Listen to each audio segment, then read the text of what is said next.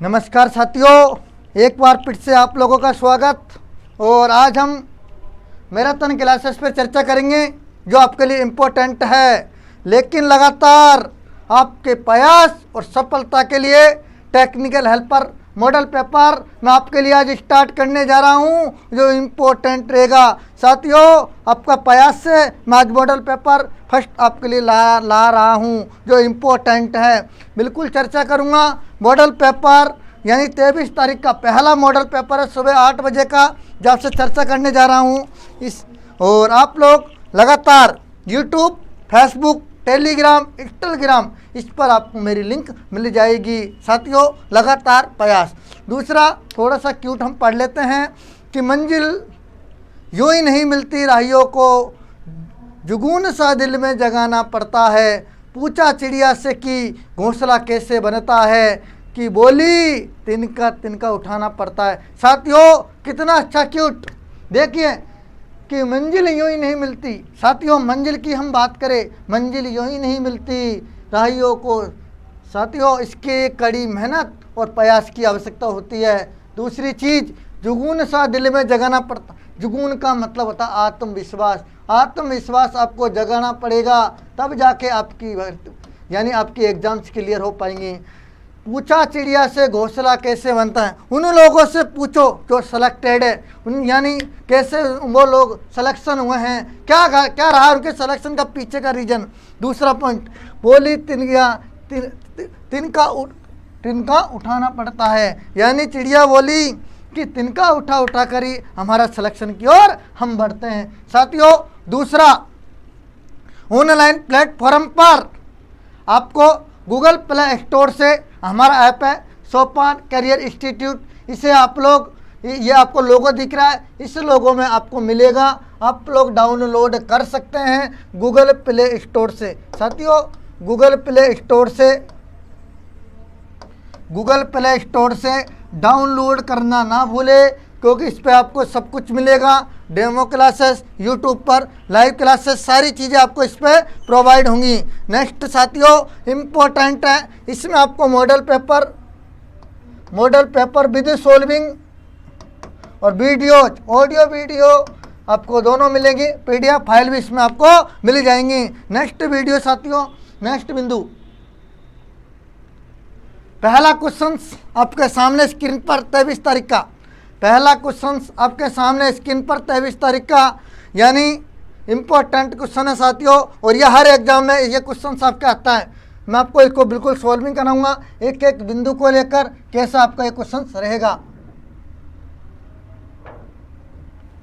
साथियों, जब क्वेश्चन का मजा आना चाहिए। क्वेश्चन से आपका पहला, वेरिएबल कैपेसिटर में इस्तेमाल होने वाली डाइइलेक्ट्रिकल पदार्थ आमतौर पर होती है। यदि मैं चल कैपेसिटर की बात करूं, साथियों, यदि मैं चल कैपेसिटर की बात करूं,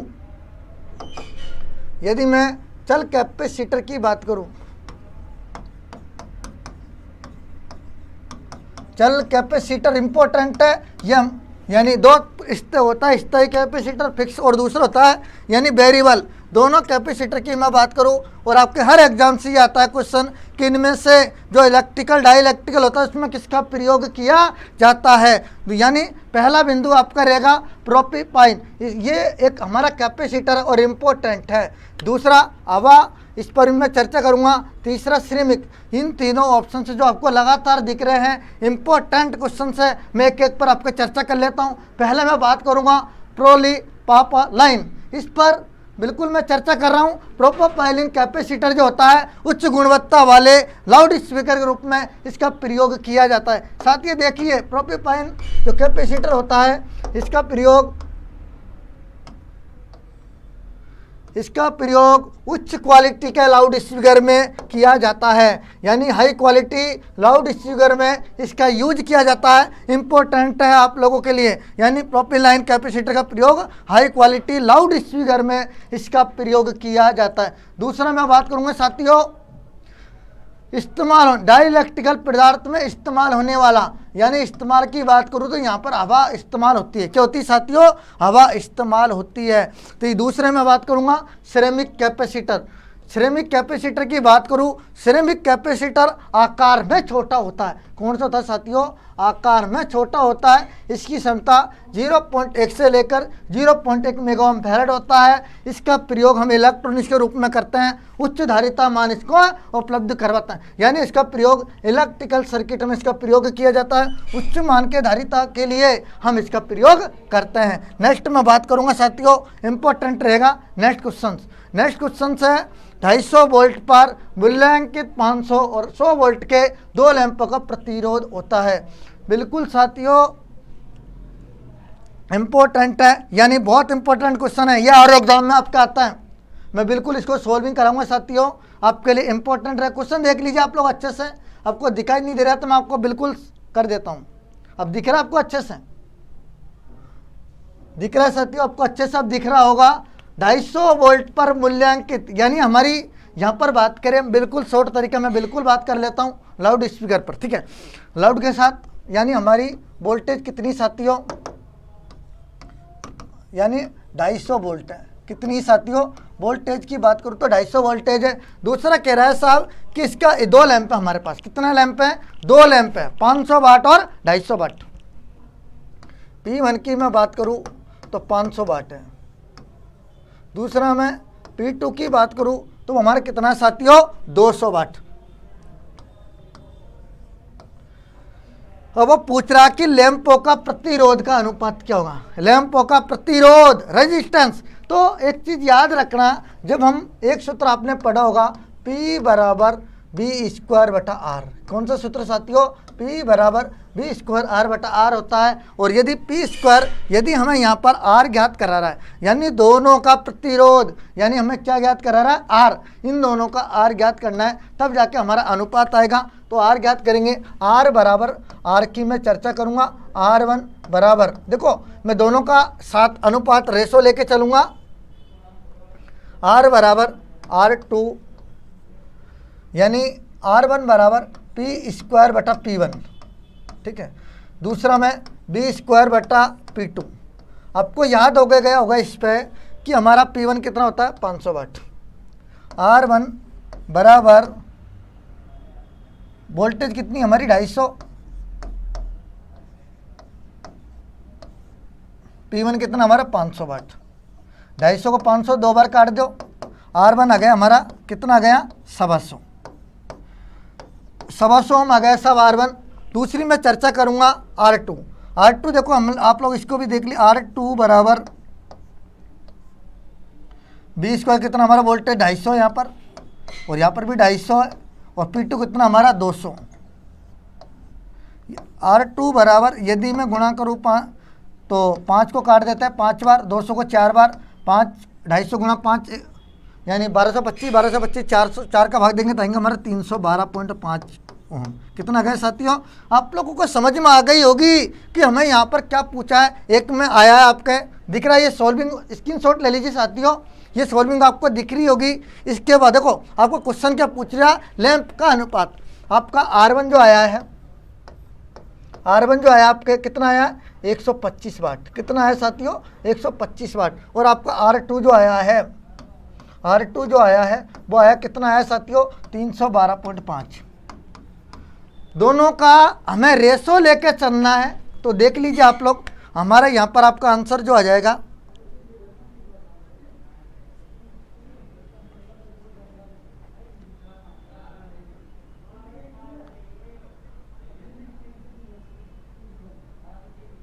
तो आपको आंसर दिख रहा है। तो यानी हम इसको 62 से भाग देते हैं। 62 में 2 बार गया और 62 में 5 बार गया। तो आपका रेशो कितना आ रहा है भाई? ऑप्शन ये आपका आंसर होगा। यानी 2:5 कहीं दिख रहा है आपको? ये दिख रहा है। यानी आंसर क्या जाएगा? 250 वोल्ट पर मूल्यांकित 500 वाट और 200 वाट का अनुपात की मैं चर्चा करूं तो आपका ये आंसर आ जाएगा। अगला नेक्स्ट क्वेश्चन, बहुत अच्छा क्वेश्चन है साथियों। ऐसे आपको पढ़ना है, लगातार रेगुलर पढ़ना है, तब जाके आपका गवर्नमेंट एक निश्चित क्लियर होगा। अगला नेक्स्ट क्वेश्चन है साथियों, किसी कंडक्टर में की वजह से इलेक्ट्रिक करंट गुजरने पर उष्मा उत्पन्न होती है। देखो मजा आएगा इस क्वेश्चन को करने में।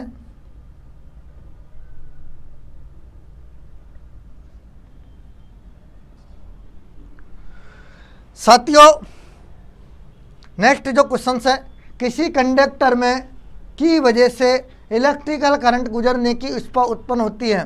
तो आपको मैं बताऊंगा, तो आपको इलेक्ट्रिकल करंट गुजरने की जो उत्पन्न होती है वो क्या कारण है। देखो मैं बात कर रहा हूँ यहाँ पर कंडक्टर, किसकी बात कर रहा हूँ साथियों, चालक की बात कर रहा हूँ, ठीक है, मैं चालक की बात कर रहा हूँ। यानी किसी चालक में किसकी गुजरने से ऊष्मा उत्पन्न होती है, क्या उत्पन्न होती है, ऊष्मा उत्पन्न होती है। यानी करंट भी गुजार रहा हूं, लेकिन आपको एक बिंदु याद रख, पहला मैं क्या बिंदु पॉइंट क्लियर कर, रिलक्टेंस। रिएक्टेंस की मैं बात करूं तो रिएक्टेंस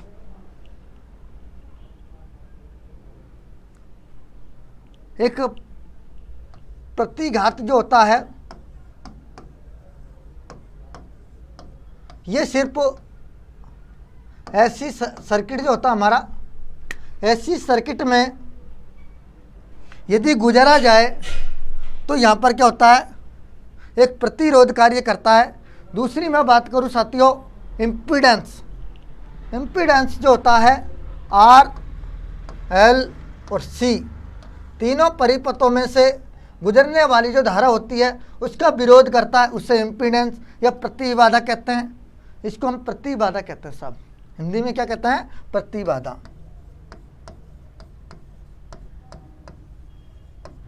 इसको हम प्रतिबाधा कहते हैं। और तीसरा है कैपेसिटेंस। कैपेसिटेंस यानी कैपेसिटर के अंदर जो गुजरने वाली है, यानी कैपेसिटेंस के अंदर, कैपेसिटर के अंदर गुजरने वाली जो एल यानी सी के अंदर गुजरने वाली जो धारा होती है, यानी उसका, यानी हम बात करें कैपेसिटर किससे कहते हैं, तो यानी सी बराबर क्यू बटा बी। 1 वोल्ट देने पर 1 कूलम आवेश आवेशित करता है, उसे हम कैपेसिटेंस कहते हैं। कैपेसिटेंस मैंने होता क्या है कि दोनों का जो एक संयोजन होता है, यानी 2 प्लेटें इसमें होती है। क्या होती है साथियों, इसमें 2 प्लेट होती है और यह आवेश को आवेशित करता है, यानी उसको हम क्या कहते हैं, कैपेसिटेंस कहते हैं। लेकिन करंट के गुजरने से, यानी हम बात करेंगे साहब रेजिस्टेंस। रेजिस्टेंस किससे कहते हैं, यानी मैं बात करूंगा रेजिस्टेंस होता क्या है। रेजिस्टेंस मैं चर्चा करूं तो रेजिस्टेंस इससे कहते हैं कि किसी भी पदार्थ में इलेक्ट्रॉन, यानी इलेक्ट्रॉन्स का जो प्रवाह होता है उससे विद्युत धारा कहती है, और विद्युत धारा के मार्ग में जो विरोध उत्पन्न करता है, विरोध उत्पन्न करता है, उससे हम प्रतिरोध कहते हैं। लेकिन किसी चालक में यदि यहाँ पर यह ऊष्मा आएगी H बराबर, यानी हमारी हीट कब उत्पन्न होती है, जब धारा गुजरती है, और धारा गुजरने से उसमें रेजिस्टेंस होता है और तापमान के अनुसार तब जाके हमारी ऊष्मा उत्पन्न होती है। तो यहाँ पर ऊष्मा किसके कारण उत्पन्न होती है, रेजिस्टेंस के कारण, यानी प्रतिरोध के कारण। क्या जाएगा साथियों, प्रतिरोध आ जाएगा।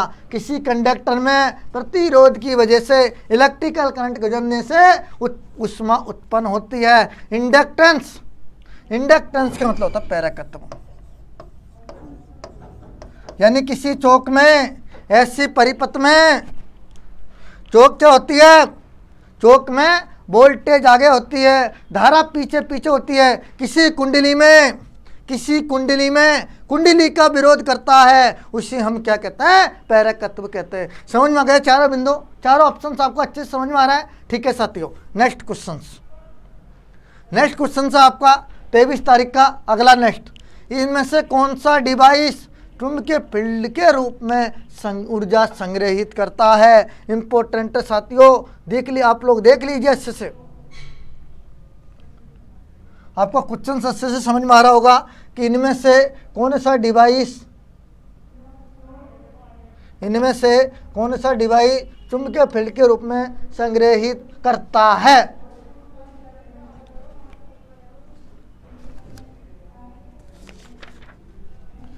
बहुत इंपॉर्टेंट साथियों, आपके हर एग्जाम में क्वेश्चंस आपके आते हैं।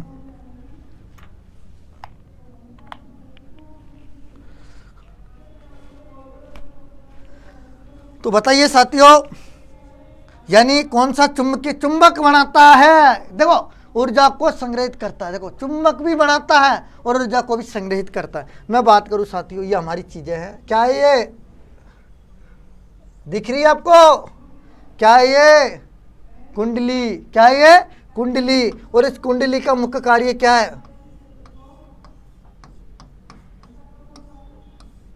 यदि इस कुंडली की मैं बात करूं, कुंडली होती क्या है? किसी भी कुंडली में यदि चुंबक फील्ड बनती है और ऊर्जा को उत्पन्न करती है, वो कौन सी चीज है? कि रेजिस्टेंस की बात करूं, रेजिस्टेंस तो धारा का विरोध करता है साहब, ये कोई संग्रहित नहीं करता, धारा का विरोध करता है। कैपेसिटर वोल्टेज देने पर ऊर्जा को संग्रहित करता है, लेकिन आवेश को संग्रहित करता है। ये किसको? आवेश को। इसमें जो ये किसको संग्रहित करता है? आवेश को। लेकिन पूछा यहां पर ऊर्जा को, लेकिन ये चुंबक तो नहीं बनाता भाई कैपेसिटर, बिल्कुल नहीं। फील्ड मैग्नेट में ये चुंबक नहीं बनाता। तीसरा बात करूं, हाँ साहब हमारा ऑप्शंस मिल गया, यानी ये क्या करता है? कुंडली बनाता है। और कुंडली को क्या करता है? ऊर्जा को संग्रहित करता है, ऊर्जा को संग्रहित करता है। उसे हम क्या कहते हैं साहब? उससे हम इंडक्टर कहते हैं। तो वहाँ पर आपका इंडक्टर आंसर आ जाएगा साथियों, इंडक्टर आपका आंसर आ जाएगा। और ये ट्रांजिस्टर क्या काम करता है भाई? ट्रांजिस्टर हमारे दो प्रकार के होते हैं, PNPN और NPN। अलग अलग ट्रांजिस्टर होते हैं, NPN और PNPN। ये जो इलेक्ट्रॉनिक्स परिपथ में इसका यूज किया जाता है। दूसरा ऑप्शन रेक्टिफायर। रेक्टिफायर का मुख्य कार्य क्या होता है साहब? बिना अड़चन के एसी को डीसी में परिवर्तन कर देना, हमारे एक रेक्टिफायर का यूज होता है। रेक्टिफायर क्या काम करता है? एसी को डीसी में परिवर्तन कर देना। यहाँ पर आपका आंसर क्या जाएगा साथियों? क्या जाएगा? यानी इंडक्टर, प्रेरकत्व। यहां पर आपका आंसर क्या जाएगा? इंडक्टर। इंडक्टर आपका आंसर आ जाएगा। चारों ऑप्शंस में समझा रहा हूं, इनमें से सोचिए दोस्तों, हर ऑप्शन में एक क्वेश्चन छुपा हुआ है, आपको क्लियर करना है एक एक क्वेश्चन। नेक्स्ट क्वेश्चन, फ्यूज का वायर मूल्यांकन करता है। साहब बताइए फ्यूज कौन मापता है? फ्यूज की वायर की मैं चर्चा करूं, फ्यूज की वायर की मैं चर्चा करूं, फ्यूज को किस में मापा जाता है? ये हमारे इलेक्ट्रिकल एसेस सीरीज है, electrical aces series. Electrical aces series के अंदर हमारे जो इलेक्ट्रिकल होते हैं सारे कंपोनेंट, मान के चले फ्यूज, लैंप, होल्डर, ये सब हमारे MCB, ये हमारे एसेस सीरीज इलेक्ट्रिकल होती है। ठीक है साथियों, इसका मुख्य कारण क्या होता है? दो चीज़ें हमारी इसके मुख्य कारण होती हैं कि एसेस सीरीज को ज़्यादातर किस में मापा जाता है। यदि यहाँ पर हमारे फ्यूज की बात हो रही है, फ्यूज की बात हो रही है, और फ्यूज अलग अलग होते हैं। नंबर 1 किटकैट फ्यूज,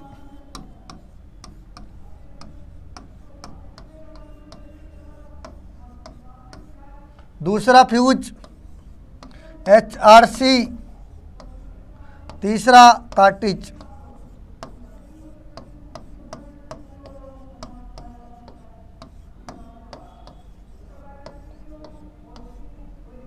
साथियों जिस तरह से ये हमारे अनेक फ्यूज है, और इसके अलावा बहुत सारे फ्यूज है और बाकी अन्य भी है, लेकिन आपका क्वेश्चन इनमें से ज़्यादा आते हैं। तो फ्यूज को किस में मापा जाता है? यहाँ पर फ्यूज को मापा जाता है 7 एम्पियर में। किस में मापेंगे? यहाँ पर आपका एम्पियर आ जाएगा।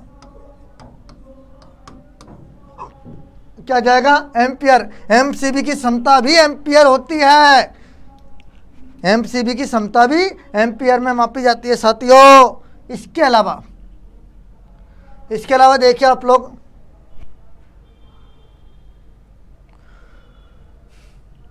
AH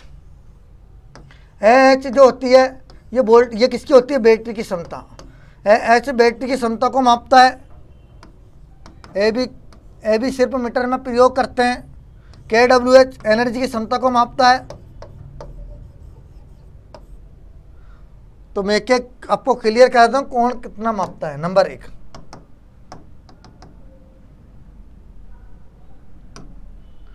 नंबर 1 AH और WH, ये हमारा बैटरी की क्षमता को मापता है। बैटरी की क्षमता किस में मापी जाती है?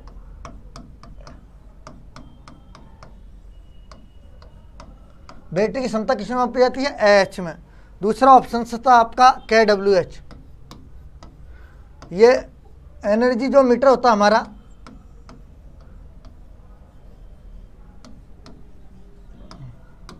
एनर्जी मीटर की क्षमता किस में मापी जाती है? KWH में। अगला ऑप्शन था एम्पियर आ गया। ये आपके दो ऑप्शन उतार लीजिए जो आपके इस एग्जाम में है। इस आए हुए आपके 23 तारीख को उतार लीजिए साथियों और जुट जाइए अब तैयारी में। अब हमें अब की बार टेक्निकल हेल्पर पार, अब की बार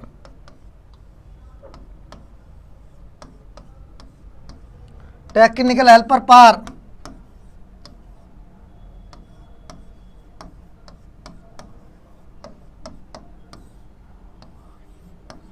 हमारा जो सेगमेंट रहेगा वो ये रहेगा, अब की बार टेक्निकल हेल्पर पार। उस टेक्निकल हेल्पर के लिए हमें जी जान लगानी है, आत्मविश्वास खुद का बनाए रखना है कि अब की बार हमें टॉप करना है। हम आपको बता दूं छोटी सी खुशखबरी, और 185 से कम आपकी कट ऑफ नहीं जाएगी साथियों। देख लीजिए 185 से कम आपकी कट ऑफ नहीं जाएगी।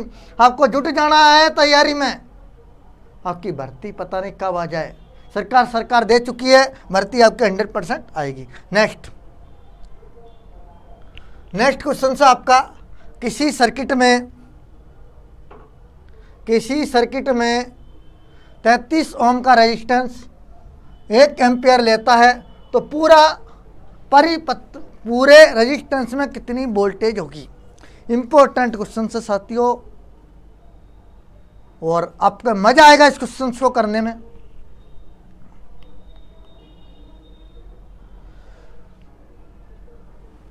इस क्वेश्चन को करने में मजा आएगा।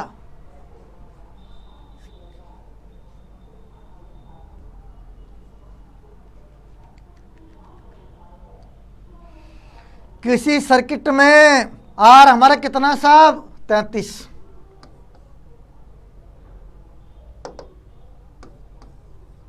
आर हमारा कितना है? 33 ओम। यहां पर आई जो दे रखी है वो 2 एम्पियर है। तो आपको याद आ गया होगा कि IR जहां पर आता है वो हमारा कौन से नियम के तहत काम करता है? सब आ जाएगा हमारा ओम का नियम। ओम का नियम के तहत मैं चर्चा करूंगा। ओम का नियम के अनुसार, ओम के नियम के अनुसार, ओम का नियम का एक सूत्र होता है हमारा B बराबर I गुणा R। ये सूत्र होता है साथियों, आपको याद होगा B बराबर I गुणा R, जो इम्पोर्टेंट है और हर एग्जाम में ये आता है। ऐसा क्वेश्चन से नहीं है, ऐसी एग्जाम नहीं है जिसमें इसमें से नहीं पूछा था। इसमें सिर्फ पूछिए वोल्टेज। तो B बराबर क्या जाएगा साथियों, यानी हमारी I कितनी है? 2 एम्पियर, और R कितनी है? 33। तो यहाँ में टोटल 33 दूनी 66 वोल्टेज आपकी आंसर आ जाएगा। 67 वोल्टेज होकर क्या जाएगा? आंसर आ जाएगा। दिख रहा है आपको सी ऑप्शन? ऑप्शन क्या दिख रहा है साथियों? सी ऑप्शन 66 वोल्टेज आपका आंसर ऐसा जाएगा। जल्दी आप लोग स्क्रीनशॉट ले लीजिए। जितने भी साथी हैं फेसबुक, व्हाट्सएप, टेलीग्राम, इंस्टाग्राम, आप लोग शेयर करना ना भूले साथियों, क्योंकि आपकी ज़िंदगी का सवाल है, आपके करियर है। ये टेक्निकल हेल्पर भर्ती अगली बार आएगी नहीं आएगी, जी जान लगा दीजिए दोस्तों इस भर्ती के लिए, तब जाके हम लोग का लक्ष्य पूरा होगा। हम लोगों का एक तय होगा, मंजिल तय होगी, जिसमें कई भविष्य संवरेगा, परिवार सुधरेगा, इससे सिर्फ नौकरी की वजह से। साथियों नेक्स्ट क्वेश्चन, इनमें से एक सीरीज और समानांतर दोनों के लिए सही है। बहुत इंपॉर्टेंट क्वेश्चन है और जो मैं लेकर आया हूं, क्योंकि ये क्वेश्चन कोई छोटे मोटे क्वेश्चन नहीं, जो मैं एक सॉल्विंग के साथ आपको दे रहा हूं, एक एक बिंदु क्लियर करा रहा हूं, और जो इम्पोर्टेंट है बिल्कुल मैं चर्चा करूंगा। इनमें से कौन सा सीरीज और समानांतर कब सर्किट दोनों के लिए सही है? तो पहला ऑप्शन मैं आपको बता रहा हूं। देखो, एलिमेंट में करंट अलग अलग होती है साथियों। करंट अलग अलग कब होती है? जब हमारा समानांतर क्रम होता है।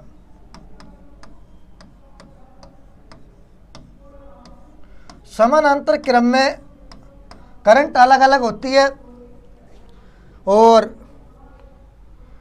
वोल्टेज वहां पर समान होती है। Vt बराबर V1 plus V2 plus V3। ये समानांतर क्रम है। करंट संयोजक होती है। यहां पर करंट को संयोजक यानी जोड़ता है। ये को ये भी गलत है साहब। IT बराबर I1 प्लस I2 क्या इस तरह जोड़ता है भाई? ये भी गलत ऑप्शन है। तीसरी मैं बात करूं, वोल्टेज संयोजक होती है। यानी आपको ये भी बताइए साहब, Vt बराबर क्या संयोजक होती है? नहीं। देखो, ये समानांतर में होती है, ये भी समानांतर होती है। ये किस में होती है? वोल्टेज अलग अलग होती है। ये सिर्फ धारा में होती है साथियों। अगला नेक्स्ट, पावर संयोजक होती है। तो Pt बराबर P1 plus P2 plus P3। P1 P2 P3 इन दोनों के संयोजक से ये ऐसा सूत्र SCOD यानी सीरीज और समानांतर के लिए इसका प्रयोग करते हैं। सीरीज व समानांतर के लिए दोनों के लिए सही है, उपयुक्त है। देखो कौन सा आएगा आपका? पावर संयोजक आपका आंसर आ जाएगा। आपका आंसर सी आ जाएगा। कितने आसान तरीके से हम 23 अगस्त 2018 मॉडल पेपर हम एक एक बिंदु को क्लियर कर रहे हैं। तब जाके हमें गवर्नमेंट की आशा रहेगी 2021 में साथियों एक अच्छा मोमेंट आपके लोगों के लिए जो इम्पोर्टेंट है। नेक्स्ट क्वेश्चन, अगला क्वेश्चन आपके स्क्रीन पर, अगर 0.2 ओम प्रतिरोध कंडक्टर की लंबाई दुगनी कर दी जाए तो उसका प्रतिरोध हो जाता है। एक अच्छा क्वेश्चन है, आप लोगों का मैं सॉल्विंग के साथ आपको करा रहा हूं। ये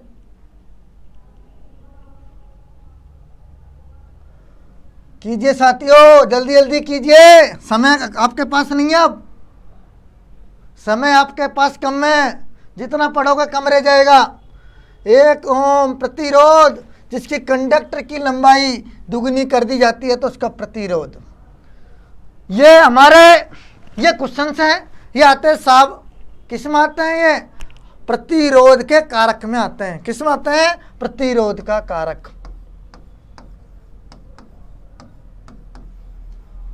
प्रतिरोध के कारक की मैं चर्चा करूं, नंबर 1 RL। यहां पर RL का मतलब होता है पहला बिंदु कि जो हमारा रेजिस्टेंस होता है ये लंबाई के समानुपाती होता है। यानी प्रतिरोध लंबाई के समानुपाती होता है। समानुपाती होता है। दूसरा मैं चर्चा करूंगा साथियों, R बराबर रो प्रतिरोधकता, यह भी इसके समानुपाती होता है। यानी प्रतिरोधकता बढ़ती है तो किसी भी विद्युत की चालक यानी प्रतिरोधक भी बढ़ेगा, विद्युत का प्रतिरोध भी बढ़ेगा। तीसरा बिंदु की मैं बात करूं, R बराबर L बटा ए यानी अनुप्रस्थ काट क्षेत्रफल, यानी प्रतिरोध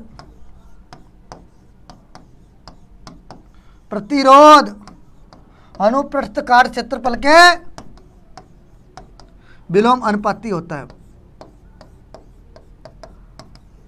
यानी किसी भी पदार्थ का मोटाई बढ़ा दी जाए तो उसका प्रतिरोध कम होता है। ये इंपॉर्टेंट क्वेश्चन है साथियों, इसका प्रतिरोध कम होगा। तो यहाँ पर क्वेश्चन कह रहा है यदि अगर 2 ओम के प्रतिरोध के कंडक्टर की लंबाई दुगुनी कर दी जाए तो इसका प्रतिरोध, देखो भाई यहाँ पर हम क्या कर रहे हैं, इसकी लंबाई को दुगुना कर दिया तो हमारा प्रतिरोध भी बढ़ेगा, नहीं बढ़ेगा? बिल्कुल बढ़ेगा साहब, हमारा प्रतिरोध भी बढ़ेगा। लेकिन कितना प्रतिरोध बढ़ेगा यह आप पर निर्भर है। यदि हमारा जो प्रतिरोध, इसका प्रतिरोध भी दुगुना हो जाएगा, 2 में तो हो जाएगा 0.4 ओम। कितना हो जाएगा? 0.4। लेकिन एक बिंदु समझ में आनी चाहिए कि सिर्फ यहाँ पर सिंपल सा क्वेश्चन पूछा है, इसी क्वेश्चन को मैं आपको चेंज करके देता हूँ। इसी क्वेश्चन को किसी अगर प्रतिरोध में एक कंडक्टर की लंबाई खींचकर, देखो यहाँ पर सिर्फ एक छोटा सा पॉइंट चेंज कर रहा हूँ, खींचकर दुगनी कर दी जाए तो इसकी प्रतिरोध, देखो खींचकर कर रहे हैं तो एक छोटा सा और मैं आपको बता रहा हूँ। देखो यदि ये चालक है हमारा, ये हमारा चालक है, ये हमारा वही 0.2 ओम का है। यदि इसकी मैं खींच कर बात करूं, किसकी बात, ये क्वेश्चन आया हुआ कई बार आता है हर एग्जाम के, जेईई के एग्जाम में, खींच कर।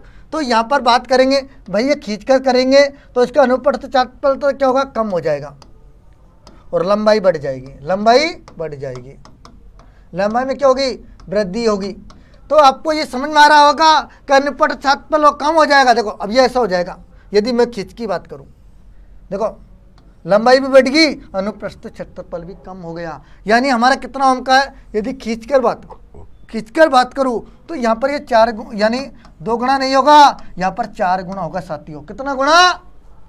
4 गुना हो जाएगा और 4 गुणे का आंसर हो जाएगा 0.8। यदि खींच कर की यदि पूछता आपसे तो आपका आंसर कितना आ जाता है यहाँ पर 0.9। लेकिन आपसे सिंपल सा क्वेश्चन पूछा उसने कि किसी चालक की लंबाई दुगनी कर दी जाए तो प्रतिरोध कितना होगा। तो ये छोटा सा क्वेश्चन था जो आप लोगों ने किया। इसके बाद मैंने नेक्स्ट क्वेश्चन आप लोगों के लिए बनाया है।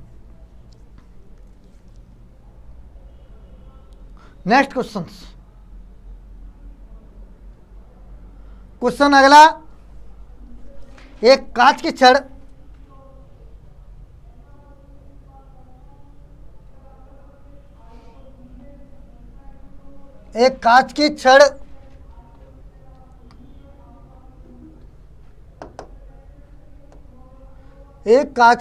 रेशम के कपड़े के टुकड़े को एक साथ रगड़ा जाता है और कांच की छड़ को रेशम के कपड़ों को हस्तक्षेप करती है। क्वेश्चन आपको समझ में आ गया होगा कि एक कांच की छड़ और रेशम के कपड़ों को एक साथ रगड़ा जाता है और कांच की छड़ को रेशम के रगड़ने से क्या होता है। तो आपने जब पढ़ा होगा कि हमारा थेल्स नामक वैज्ञानिक, मैं 2500 ईस्वी की पूर्व की बात करूंगा, अभी की बात नहीं कर रहा, मैं 2500 ईस्वी पूर्व की मैं बात कर रहा हूँ कि थेल्स नामक वैज्ञानिक ने जब विद्युत की खोज की थी, क्या की थी, सर्वप्रथम जब विद्युत की खोज की थी तो उसने क्या किया था कि बिल्ली की जो खाल है, रेशम का जो टुकड़ा है, उससे रगड़कर विद्युत प्राप्त की थी। तो किससे? इलेक्ट्रॉन्स।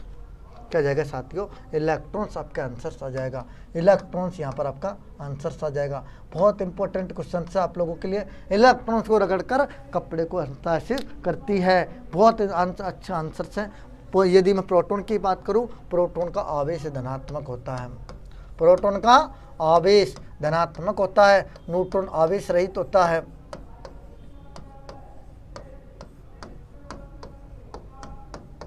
और यह ऋणात्मक होता है, ऋणावेश।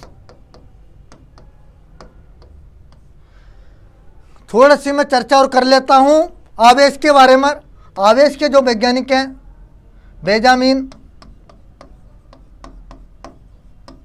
फ्रैंकलिन।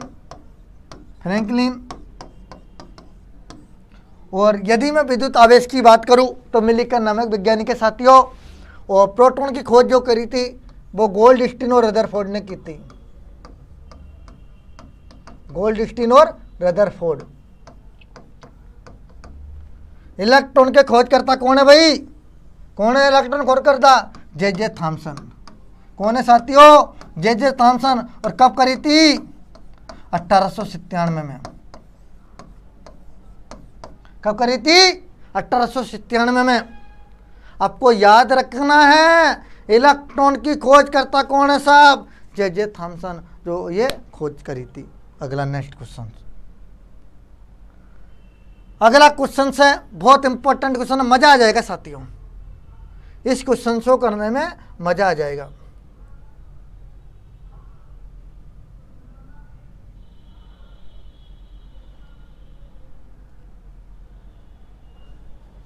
एक विद्युत प्रतिरोध के लिए समान अनुप्रस्थ क्षेत्रफल वाले एक तार कॉपर की तुलना में एल्यूमिनियम का कंडक्टर का वजन। देखो, एक तो हमारा कॉपर का तार, दूसरा एल्यूमिनियम का तार।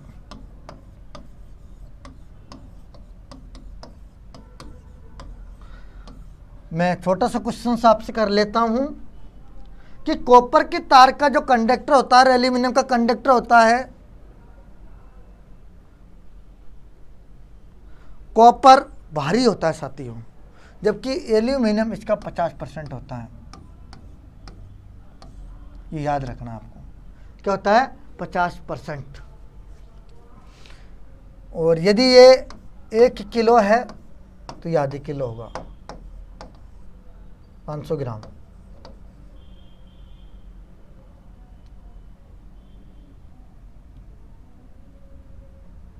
कितना हो जाएगा? 500 ग्राम। आ गई समझ में साथियों? अगला नेक्स्ट,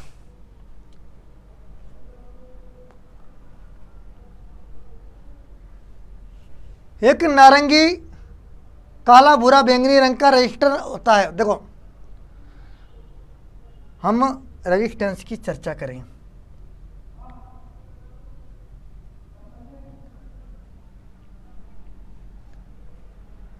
एक नारंगी, काला रंग, भूरे का रेजिस्टेंस होता है। देखो यहां पर एक नारंगी, काला रंग, देखो नारंगी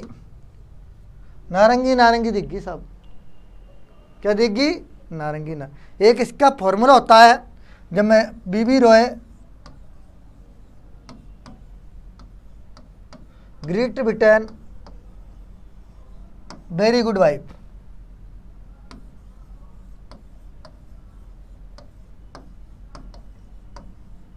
very good wife, very good wife, जब भी मैं रेजिस्टेंस के मान ज्ञात करूंगा तो इस फॉर्मूले को मैं हमेशा साथ रखूंगा, क्योंकि नारंगी देखो, ऑरेंज नारंगी, इसी को कहते हैं सब। तो 1 2 3 4 कितने नंबर पर है हमारा ऑरेंज? 4 नंबर पर आ रहा है। लेकिन पहला मान और द्वितीय मान यहाँ से 1 2 3 4 से चालू होता है, 3 नंबर पर आता है। कितना नंबर पर आता है साथियों? पहला मान और द्वितीय मान, यहाँ पर 3 3 आ जाएगा। कितना आ जाएगा? 3 3 आ जाएगा। चौथा बिंदु, तृतीय जो मान होता है वो गुणक के लिए होता है। किसके लिए होता है साथियों? गुणक के लिए होता है। तो इसमें दे रखा है कि काला, भूरा और बैंगनी, हम यदि तीनों को मिला देंगे तो हमारा कलर कौन सा हो जाएगा? Yellow colour. कौन सा हो जाएगा साथियों? Yellow colour. कौन सा हो जाएगा? Yellow colour. पीला कलर हो जाएगा, और पीला कलर का देखो बीबी रॉय 5 10 की घात 4 हो जाएगा। यहाँ पर कितना आ जाएगा? 10 की घात 4। यदि मैं 33 को 10 की घात 4 से गुणा करूँगा तो हमारा जाएगा यहाँ पर 3.33 10 की घात 3 ओम। अब यदि मैं इसको क्या बोल सकता हूँ? केजी बोल सकता हूँ, तो 3.3 किलो ओम। आपको ऑप्शन दिख रहा है कहीं? है ऑप्शन दिख रहा है? बिल्कुल दिख गया सब ऑप्शन। आपको ऑप्शन कितना जाएगा? आ जाएगा। उतार लीजिए, लगा दीजिए जी जान अपनी पढ़ाई को, तब जाके आपको नौकरी प्राप्त होंगी। बहुत इंपॉर्टेंट है क्वेश्चंस, लिख लीजिए, लगा दीजिए जी जान, तब जाके आपको नौकरी सफलता प्राप्त होंगी। अगला नेक्स्ट क्वेश्चंस, नीचे दिए गए चित्र में कौन सा घटक एकमन संकेतक है? बिल्कुल साथियों, अब मैं जी जान लगा दिया आप लोगों के लिए, और मैं लगातार आपके लिए लगाता रहूँगा। नीचे दिए गए, देखो नीचे दिए गए घटक में कौन सा घटक एक मानक संकेत है। यह चित्र किसका दिखाई दे रहा है आपको, बताइए मुझे, किसका दिखाई दे रहा है ये चित्र? LDR का। किसका ये? LDR। LDR का मुख्य कार्य क्या होता है? पहला मैं बात करूंगा, LDR लाइट डिपेंडेंट रेजिस्टेंस। जब प्रकाश पड़ता है, जब प्रकाश पड़ता है, यानी ये लाइट पर निर्भर है, प्रकाश पर निर्भर है। जैसे मैं प्रकाश डालूंगा, विद्युत धारा का आदान प्रदान होगा। प्रकाश हटा लिया, विद्युत धारा रुक जाएगी, ये रेजिस्टेंस बढ़ जाएगा। तो ये कुछ साथियों, ये हमारा LDR का थॉमस है, यानी लाइट डिपेंडेंट रेजिस्टेंस। LDR का पूरा नाम क्या होता है? लाइट डिपेंडेंट रेजिस्टेंस, जो इंपॉर्टेंट है और हर एग्जाम में आपके ये क्वेश्चन आता है। अगला नेक्स्ट क्वेश्चन, एक सर्किट में बैटरी के टर्मिनलों के बीच के विभव के अंतर को कहा जाता है।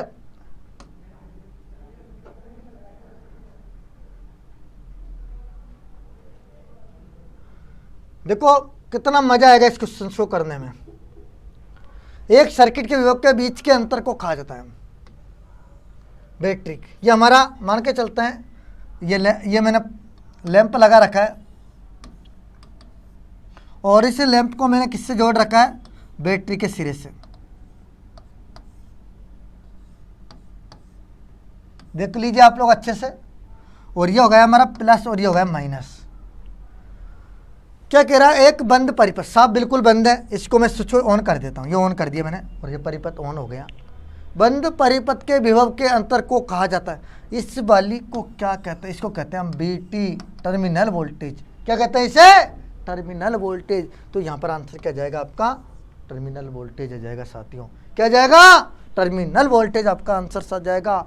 एक एक बिंदु, एक एक मैं आपको क्लियर करा रहा हूँ आप लोगों की मेहनत और प्रयास के कारण। नेक्स्ट क्वेश्चन, एक रियोस्टेट कौन सा पहलू पोटेंशियोमीटर से अलग है? बिल्कुल मैं एक एक क्लियर आप लोगों के लिए लेके आया हूं साथियों।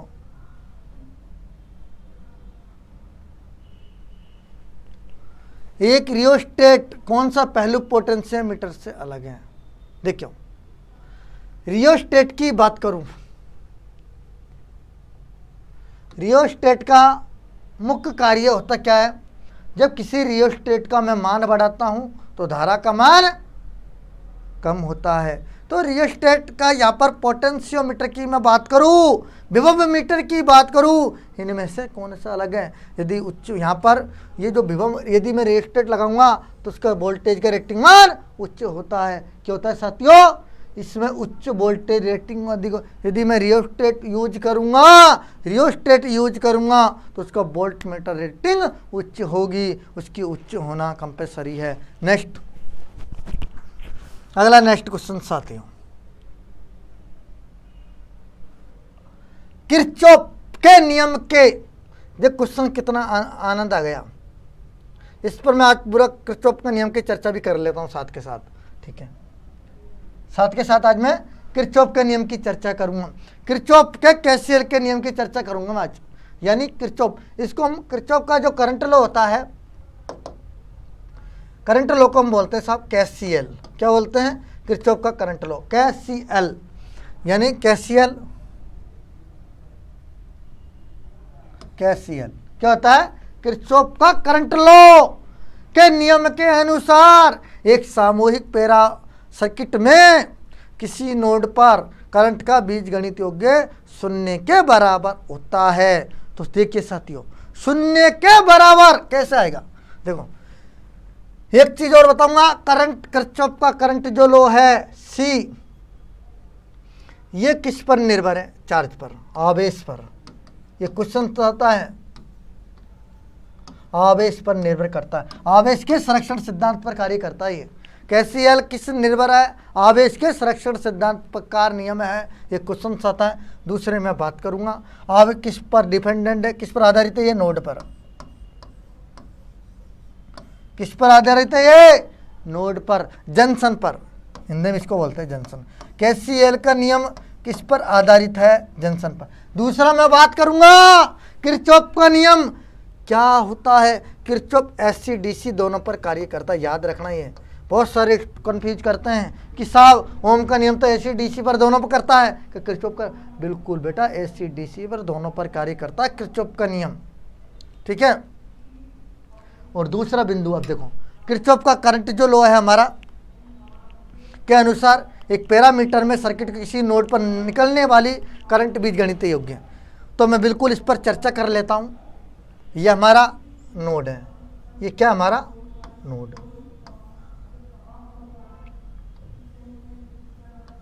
ये हमारा नोड है।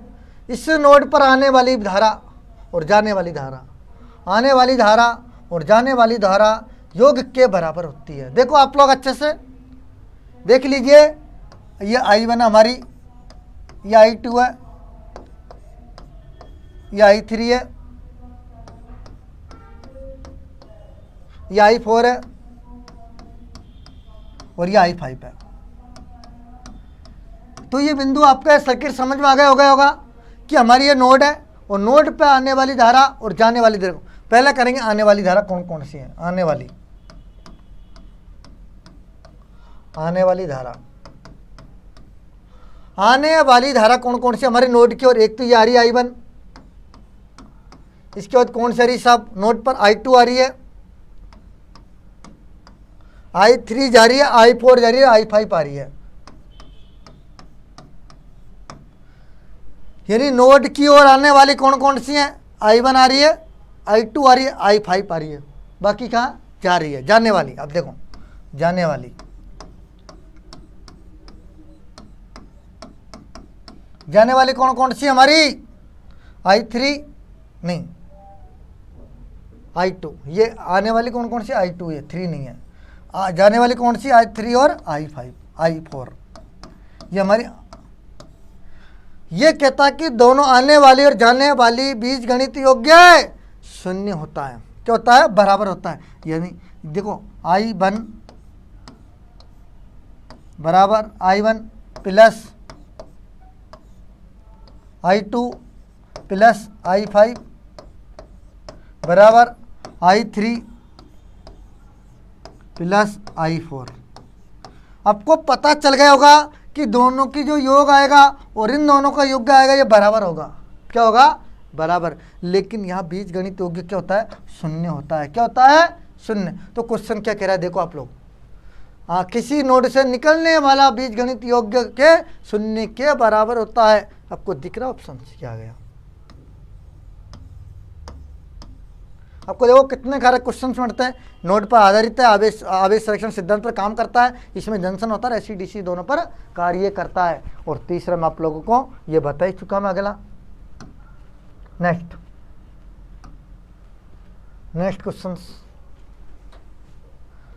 क्वेश्चन से आप लोगों के लिए एक विद्युत परिपथ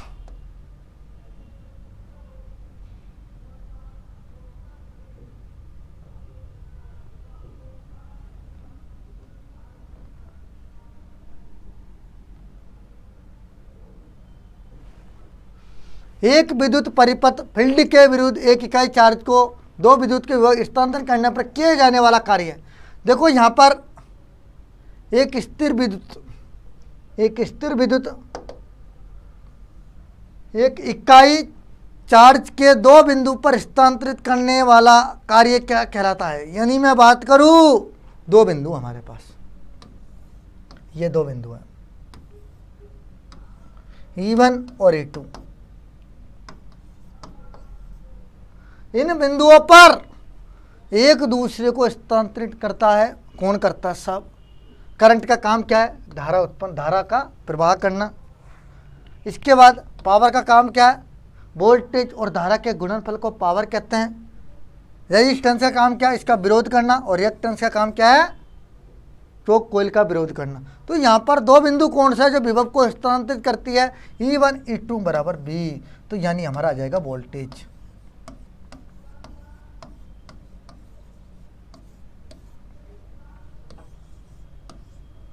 क्या जाएगा, वोल्टेज आ जाएगा साथियों।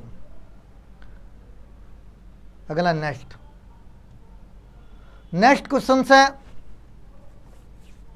इनमें से कौन सा डिवाइस एक वोल्टेज स्रोत के साथ दो रेजिस्टेंस से सर्किट बनाता है।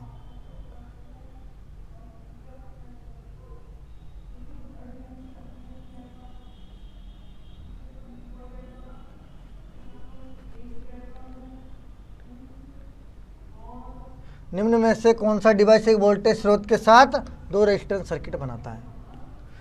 तो मैं बात करूंगा, दो सर्किट लगा देता हूं मैं। ये हमारे दो सर्किट है, ये लैंप है,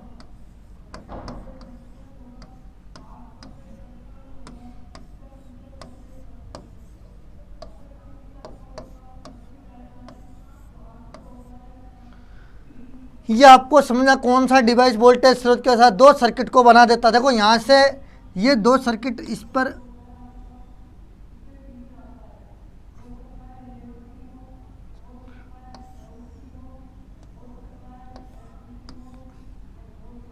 ये हमारा क्या कहलाएगा बताइए, voltage multimeter, voltage doubler, voltage follower, voltage regulator. भाई वोल्टेज रेगुलेटर तो धारा को नियंत्रण करता है, वोल्टेज को नियंत्रण करता है।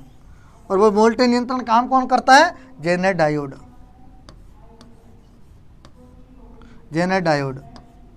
वोल्टेज रेगुलेशन का काम कौन करता है, जेनर डायोड करता है। वोल्टेज फॉलोअर इसका कोई है नहीं, वोल्टेज डबलर इसका कुछ नहीं है, वोल्टेज मल्टीमीटर है नहीं, और इस यहाँ पर आंसर क्या जाएगा, वोल्टेज डिवाइडर है हमारा। क्या है, वोल्टेज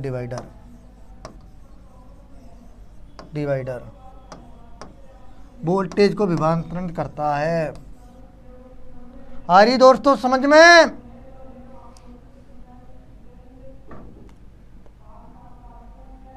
अगला नेक्स्ट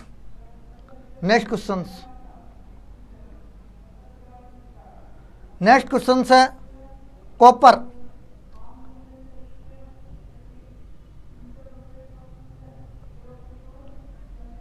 कॉपर में कितने इलेक्ट्रॉन्स होते हैं। ये 23 तारीख का इंपॉर्टेंट क्वेश्चन है, कितने इलेक्ट्रॉन्स होते हैं भाई।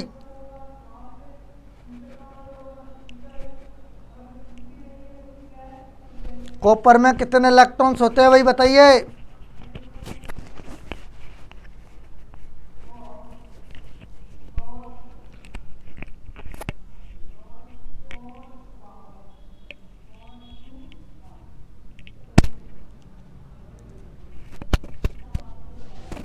बताइए कितने इलेक्ट्रॉन्स होते हैं।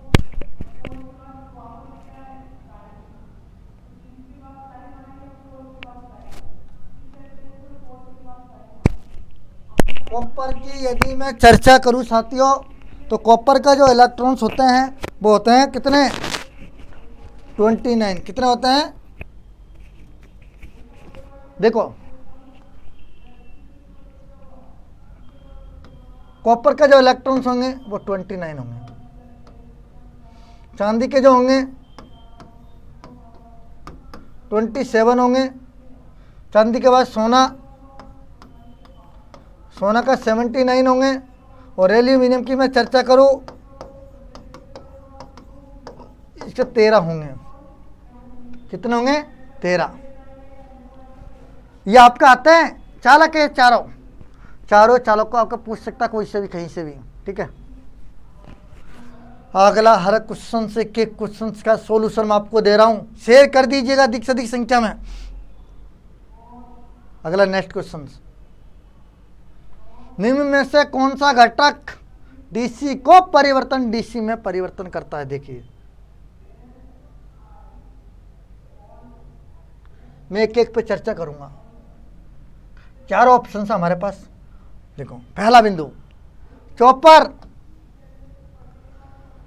चॉपर किससे कहते हैं साहब, पहला ये हमारे इलेक्ट्रॉनिक्स परिपथ है चारों। ये हमारे इलेक्ट्रॉनिक्स परिपथ है चारों। चॉपर का मुख्य कार्य होता है कि निश्चित डीसी को परिवर्तन डीसी में। किसमें? परिवर्तन, यानी हमारी स्थिर डीसी होती है और इस डीसी में परिवर्तन, डीसी में परिवर्तन कर देना, ये हमारी डीसी स्थिर हो जाएगी। तो ये कौन करता है? चॉपर करता है साहब। कौन करता है? ये चॉपर।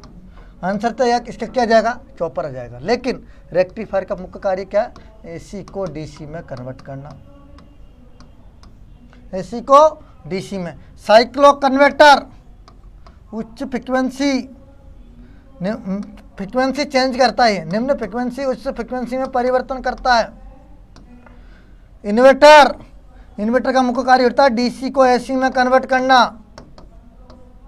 ये आपके चार ऑप्शन सबको आ गए, उतार लीजिए। इंपॉर्टेंट है साथियों, स्क्रीनशॉट ले लीजिए। आपके लिए एक एक क्वेश्चंस, एक चार क्वेश्चन आपको बना रहा हूं, जो सॉल्विंग आपको दे रहा हूं, कोई नहीं देगा इतना। अगला नेक्स्ट, पावर इलेक्ट्रॉनिक्स से शब्दावली एससीआर का विस्तार।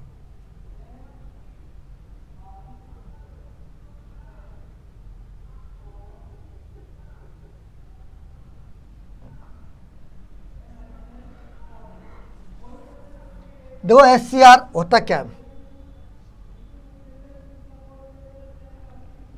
एससीआर सिलिकॉन कंट्रोल्ड रेक्टिफायर, दिख रहा कहीं?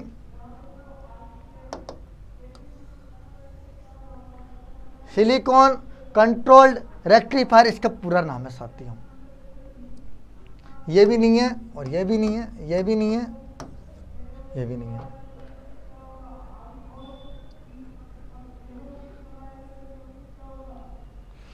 एससीआर करता क्या है? ये कंट्रोल किसको करता है? ये मोटर नियंत्रक में इसका प्रयोग करते हैं।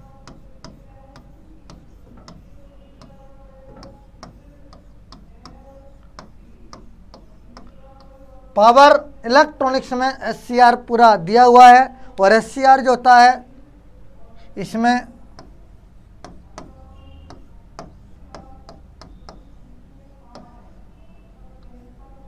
चार लेयर और 3 टर्मिनल इसके होते हैं।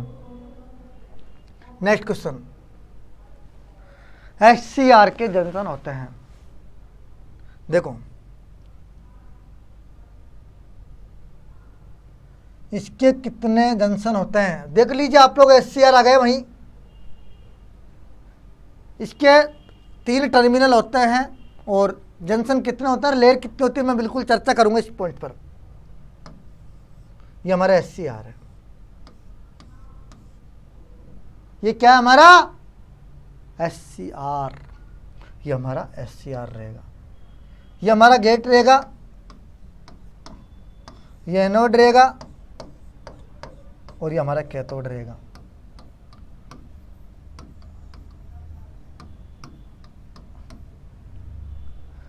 तो एससीआर के अंदर जंक्शन 1, जंक्शन 2 और जंक्शन 3। अब आप लोग बताइए कितने जंक्शन होते हैं भाई? 3 होते हैं। कितने होते हैं? 3। लेयर कितनी होती है? 1 2 3 4, 4 लेयर। कितनी लेयर होती है? 4 लेयर होती है। टर्मिनल कौन कौन से होते हैं? कैथोड, एनोड और गेट।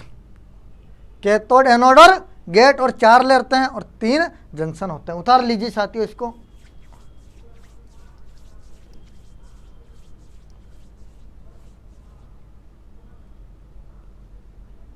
देखो पी एन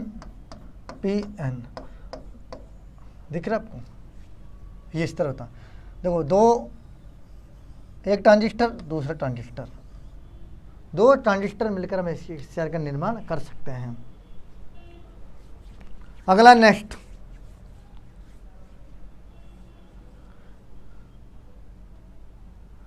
क्वेश्चन नेक्स्ट, निम्न में से किस घटक का चित्र है? बताइए साथियों।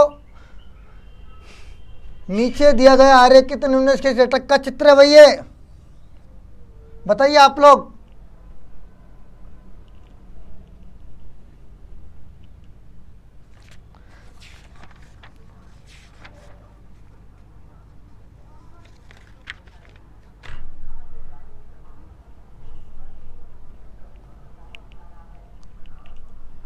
यानी मैं बात करूंगा साहब, ये हमारे यहाँ पर दिख रहा होगा अंदर की ओर प्रवेश हो रही है। यदि बाहर की ओर जाती, ये चित्र बाहर की ओर होता, ये वाला चित्र, यदि ये चित्र यूँ होता तो वो होता हमारा P, और ये वाला N अंदर आ रहा तो ये N है। दो CMOS मिलकर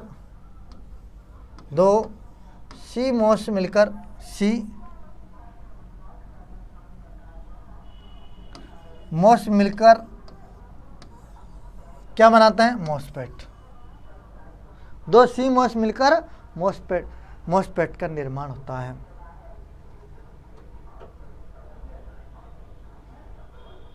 कंप्लीमेंट्री ऑक्साइड मेटल ऑक्साइड क्या होता है? CMOS मिलकर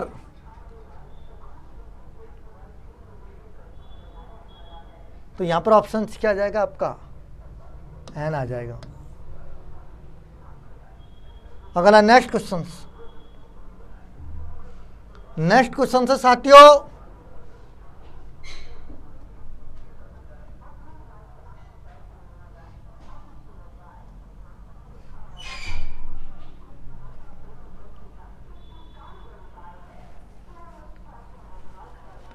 एसी वितरण प्रणाली में सामान्य रूप से निम्न में से कौन सा प्रयुक्त किया जाता है? बताओ साहब, यहाँ पर सिर्फ एसी वितरण प्रणाली, एसी ट्रांसमिशन की बात हो रही है, एसी ट्रांसमिशन की यहाँ पर बात हो रही है। और ऐसी प्रणाली में कौन सा प्रणाली प्रयुक्त की जाती है? यदि मैं ऐसी वितरण की बात करूँ तो यहाँ पर ऐसी वितरण यानी हमारा ट्रांसमिशन की बात करूँ तो यहाँ पर 3 फेज होते हैं। इसमें कितने होते हैं? 3 फेज, R/B। कौन सा होता है साथियों? R/B। ठीक है, 3 फेज। वायर कितने होते हैं साथियों? लेकिन एक वायर और होता है न्यूट्रल का। कौन सा होता है? N। कौन सा होता है? न्यूट्रल। 4 वायर, 3 फेज और 4 वायर इसमें प्रयुक्त किया जाता है, जो आपके इंपॉर्टेंट है साथियों। 3 फेज 4 वायर का इसमें प्रयोग करते हैं।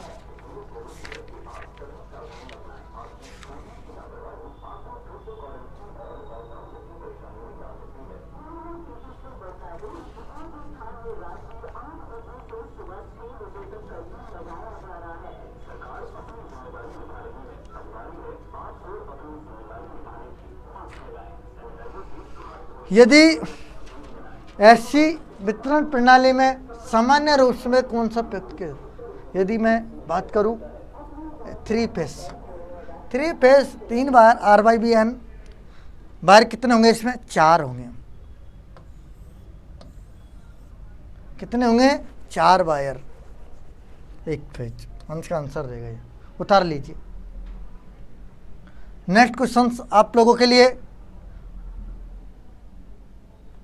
Question next. ऐसी सिस्टम में वह चालक जो कोर की अपेक्षा सतह पर अधिक करंट का संवहन करता है, किस नाम से जाना जाता है?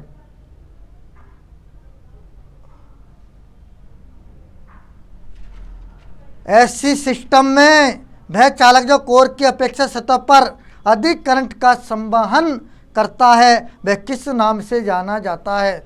यानी बात करूं, यानी यहाँ पर हम पावर जनरेशन की बात कर रहे हैं। पावर जनरेशन के अंदर ऐसी सिस्टम में चालक का कोर की अपेक्षा करंटों का संवहन करता है, किस नाम से जाना जाता है? वो हमें होता है स्किन इफेक्ट।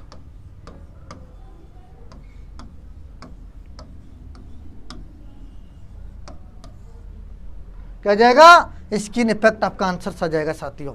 नेक्स्ट क्वेश्चन आपका, नेक्स्ट क्वेश्चन से, पेल्टियर प्रभाव किसका विलोम अनुपाती होता है?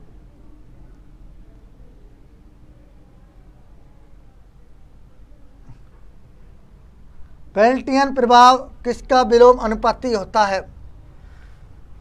साथियों, ये पावर जनरेशन के क्वेश्चन आपके चल रहे हैं, जो आपके बहुत अधिक पूछे गए हैं। एक एक प्रभाव पर मैं आपको चर्चा करूंगा आज। आपका एक एक प्रभाव आपके लिए इंपॉर्टेंट है। पेल्टियर प्रभाव किसका विलोम अनुपाती होता है? यदि पेल्टियर प्रभाव की बात करूं तो वो होता है हमारा सीबेक का। किसका साथियों? सीबेक प्रभाव का विलोम अनुपाती होता है। दूसरी मैं चर्चा करूंगा, यानी होता क्या है? नंबर 1, पेल्टियन प्रभाव किससे कहते हैं? पेल्टियन प्रभाव की मैं चर्चा करूं। पेल्टियन प्रभाव देख लीजिए, सीबेक प्रभाव के विपरीत होता है, मैं आपको बता ही चुका। ये जो प्रभाव होता है ये सीबेक का प्रभाव का विपरीत होता है। ये दो सामग्रियों को जोड़ने वाले जंक्शन के माध्यम से बहने वाली विद्युत धारा और दो सामग्री रसायनों को अंतर को संतुलित करने के लिए जंक्शन पर प्रति यूनिट समय गर्मी का उत्सर्जन अवशोषित करती है। क्या करती है? पेल्टियन प्रभाव कहता है सीबेक प्रभाव जो विपरीत होता है। दो सामग्री को जोड़ने वाले जंक्शन, दो सामग्रियों को जोड़ने वाले जंक्शन के माध्यम से बहने वाली विद्युत धारा और दो सामग्रियों की रासायनिक क्षमता के अंतर को संतुलित करने के लिए जंक्शन पर प्रति यूनिट समय गर्मी का उत्सर्जन को अवशोषित करती है। और दूसरा, इस प्रभाव के लिए एक इलेक्ट्रॉनिक्स रेफ्रिजरेटर बनाया जाता है। यदि इस प्रभाव को हमें कम करना है तो वहाँ पर इलेक्ट्रॉनिक्स रेफ्रिजरेटर लगाएंगे जो उष्मा को दूर करेगा। दूसरा, एक जिसमें पेल्टियन कूलर के नाम से जाना जाता है, जो है रेफ्रिजरेटर लगा होता है वो पेल्टियर कूलर कहा जाता है। और पेल्टियर कूलर को infrared detector, CPU cooler, wine cellar आदि जैसे आदि में लागू किया जाता है, क्योंकि शीतलन शक्ति का कंप्रेसर आधारित रेफ्रिजरेटर तुलना में कम होता है। इस तकनीक को थर्मोस्टेट कहा जाता है। यानी मैं बात करूं साथियों, पेल्टियर जो प्रभाव होता है ये सीबेक का उल्टा होता है। और थर्मोस्टेट की बात करूं, बड़ी बड़ी जो ट्रांसमिशन लाइन होती है वहाँ पर दो सामग्रियों को जोड़ने के माध्यम से बहने वाली विद्युत धारा और सामग्रियों के रासायनिक प्रभाव के अंतर को संतुलित करने के लिए गर्मी का उत्सर्जन करती है। उत्सर्जन को दूर करने के लिए वहाँ पर एक फ्रिज लगाया जाता है, उस फ्रिज को पेल्टियन कूलर भी कहते हैं। और पेल्टियन कूलर के बाद में इसमें एक रेफ्रिजरेटर और जो उसके रेफ्रिजरेटर, डिटेक्टर, सीपीयू कूलर अनेक प्रकार के, यानी गर्मी को दूर करनी है तो हम सारी चीज़ों का यूज करते हैं। नेक्स्ट बिंदु, इसके बाद दूसरा बिंदु थॉम्सन प्रभाव। ये आपको क्वेश्चन आ रहा है क्योंकि इसमें एक एक बिंदु पूछा है साथियों। पेल्टियर का विलोम, तो ये आपका समझ में आ गया होगा। सीबेक प्रभाव, यानी मैंने पेल्टियर प्रभाव आपको बताया क्या क्या होता है, ये समझ में आ गया आपके। इसके बाद मैं थॉम्सन आपको करा रहा हूँ। थॉम्सन प्रभाव, गर्मी का विकास। विद्युत धारा जब एक सामग्री से बने सर्किट से गुजरता है तो लंबाई के साथ साथ तापमान में अंतर होता है।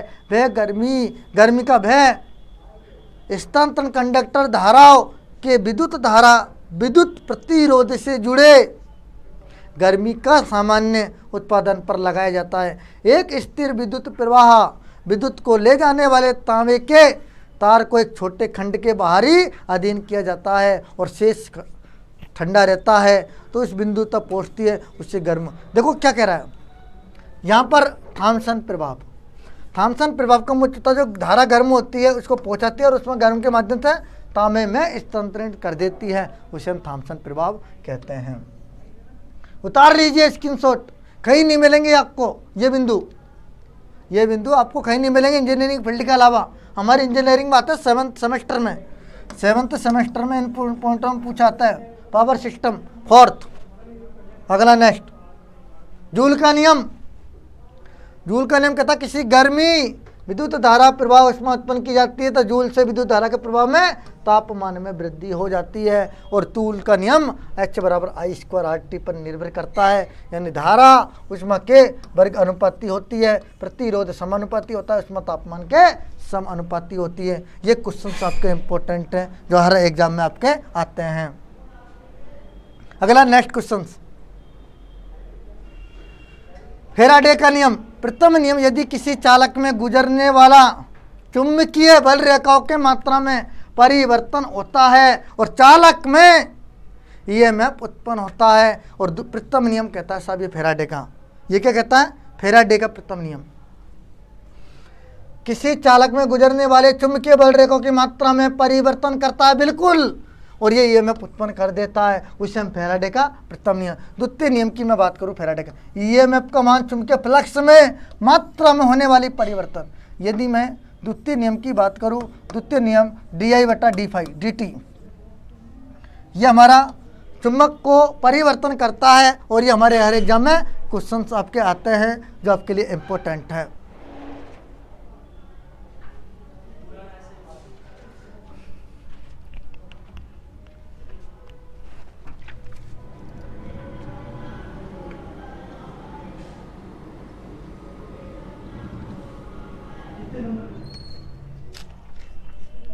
अगला नेक्स्ट क्वेश्चन साथियों,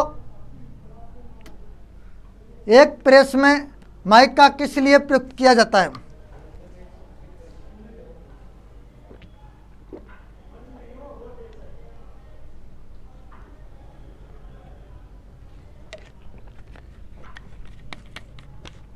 बहुत इंपॉर्टेंट क्वेश्चंस। माइका क्यों प्रयोग की जाती है? देखना,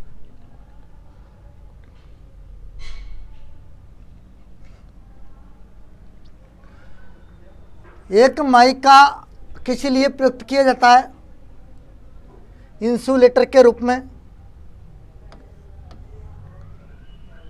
इंसुलेटर के रूप में माइका का प्रयोग किया जाता है। आवरक, माइका को बोलते हैं हिंदी में आवरक। माइका क्या बोलते हैं? आवरक। यानी हम बात करें नीचे की जो सोल प्लेट होती है उसके बीच में एक आवरक लगाया जाता है।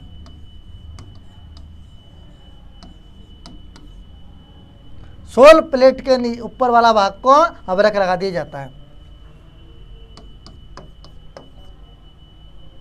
और ये पावर सुधार का कोई काम नहीं करता है यहाँ पर। ठीक है, नेक्स्ट क्वेश्चन नंबर अगला है,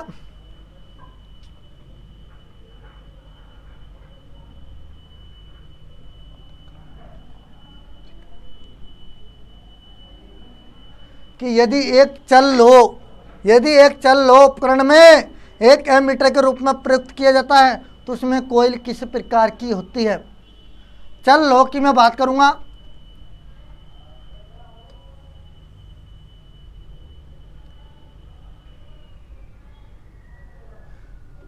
पीएमएमसी की मैं बात करूंगा साहब। पीएमएमसी डीसी पर कार्य करता है, डीसी सिद्धांत पर काम करता है ये, और इसके अंदर मोटे तार होते हैं और इसकी लपेटों की संख्या अधिक होती है। यह आपका आंसर आ जाएगा इसमें। क्या होता है? पीएमएमसी डीसी पर कार्य करता है, लेकिन इसको अधिक यदि एमीटर के रूप में हमें प्रयुक्त करना है तो मोटे तार। क्यों? क्योंकि एमीटर को सीरीज में जोड़ा जाता है, इसलिए मोटे तार की आवश्यकता पड़ती है और टर्नों की संख्या अधिक होनी चाहिए। टर्नों की संख्या अधिक होनी चाहिए। टर्नों की संख्या अधिक होनी चाहिए साथियों। अगला नेक्स्ट क्वेश्चन नंबर अगला, एक स्थायी चुंबक कॉइल उपकरण में विक्षेपण सीधा समानुपाती होता है। देख लीजिए क्वेश्चंस।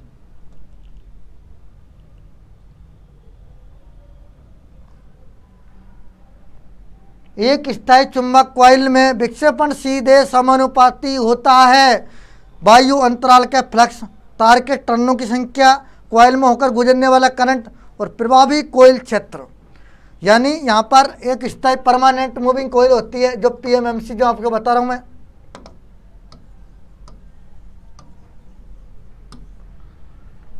स्थायी चुंबक कॉइल, एक होती मूविंग कॉइल। यहाँ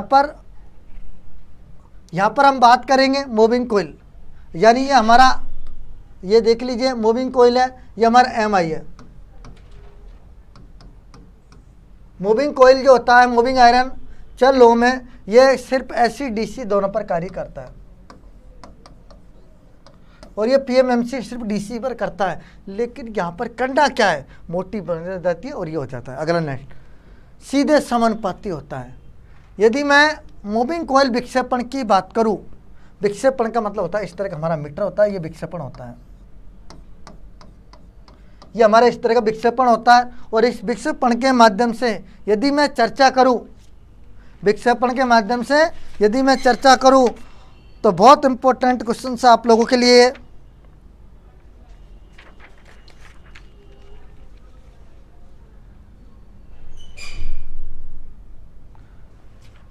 सीधे समानुपाती होता है वायु में फ्लक्स घनत्व। यदि मैं वायु में फ्लक्स घनत्व का यूज करता हूं तब भी ये समानुपाती होगा साथियों। तार के टर्नों की संख्या, यदि मैं टर्नों की संख्या बढ़ाऊंगा तब भी ये समानुपाती होगा। कोयले में से गुजरने वाली करंट भी गुजारूंगा तब भी ये समानुपाती होगा। प्रवाहिल में कोयल के क्षेत्र को बढ़ाऊंगा तब भी ये समानुपाती होता है। यानी लगातार तीनों चारों चीज़ों से बढ़ाने पर हमारे ये सबके समानुपाती होता है।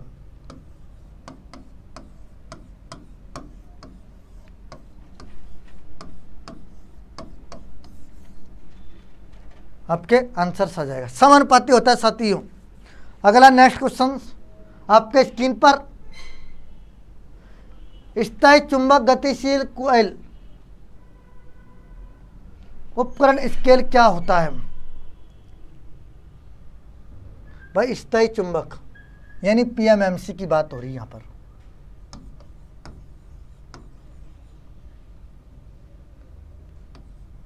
पीएमएमसी की बात हो रही है, permanent moving coil. AC DC पर दोनों पर कार्य करता है और इसका क्या यूनिफॉर्म होता है, ठीक है।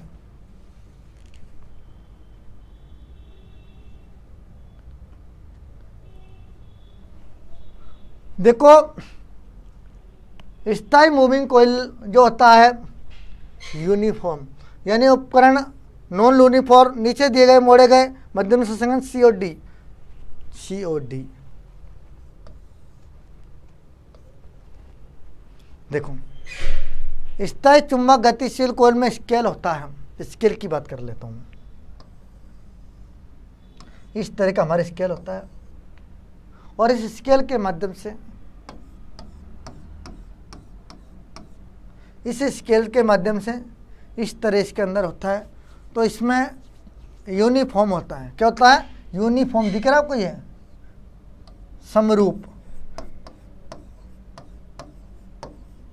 समरूप आकृति होती है इसकी। कौन सी होती है? समरूप, यूनिफॉर्म। आपका आंसर जाएगा यूनिफॉर्म।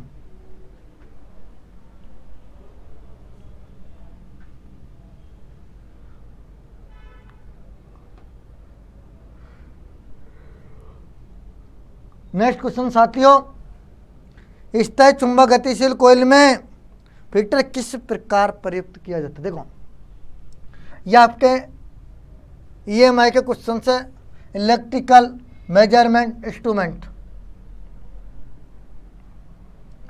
बहुत अधिक क्वेश्चन आपके पूछे गए हैं पीएमएमसी में से। पीएमएमसी में से बहुत अधिक क्वेश्चन पूछे गए हैं आपके इस बार, और अब की बार जो क्वेश्चन आएंगे वो MI में से आएगा, मूविंग कोयल में से आएगा ओनली।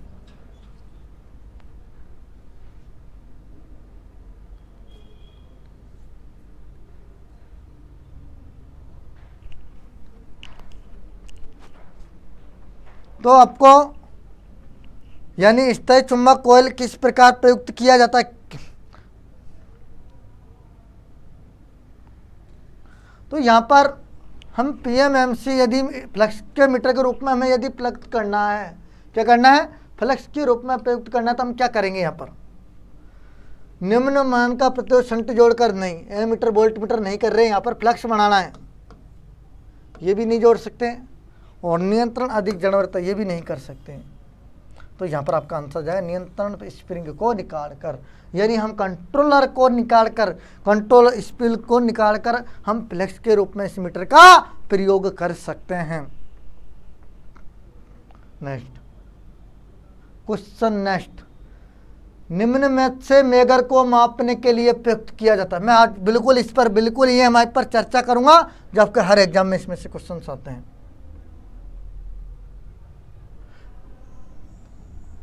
देख लीजिए,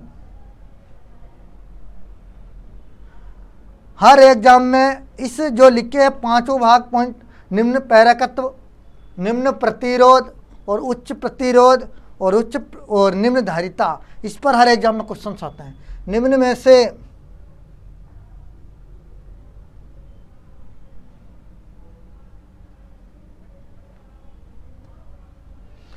में से मेगर को मापने के लिए, मेगर होता क्या है? मेगर किसी भी परिपथ का, किसी परिपथ हो उसका इंसुलेशन मापने के लिए, किसका? किसी भी परिपथ का इंसुलेशन मापने के लिए मेगर का प्रयोग किया जाता है। यहां पर इंसुलेशन है ही नहीं, किसको मापने के लिए? इंसुलेशन। अब ये समझ में नहीं आ रहा, यहाँ इंसुलेशन तो ऑप्शन ही नहीं है। बहुत सारे स्टूडेंट कह रहे साहब इंसुलेशन मापता मेगर, बिल्कुल मापता साहब इंसुलेशन, लेकिन यहाँ पर इंसुलेशन तो ऑप्शन ही नहीं है। तो इंसुलेशन होता क्या है, ये हमारा होता है इंसुलेशन, हम हिंदी में बोलते हैं, और दूसरा इसका नाम क्या है साथियों, चालक, इंसुलेटर, चालक। और इसका दूसरा नाम क्या है, कुचालक।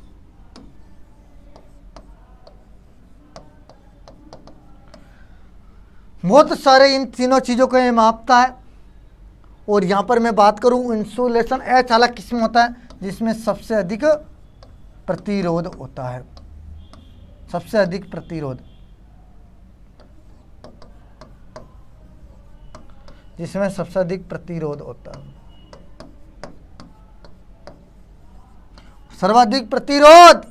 यानी मेगर का प्रयोग यहां पर किसमें करेंगे, उच्च प्रतिरोध मापने के लिए। किसका करेंगे, उच्च प्रतिरोध, सबसे अधिक प्रतिरोध मापने के लिए मेगर का प्रयोग किया जाता है। बाकी मैं एक एक पर चर्चा कर लेता हूं, बहुत इंपॉर्टेंट क्वेश्चन है।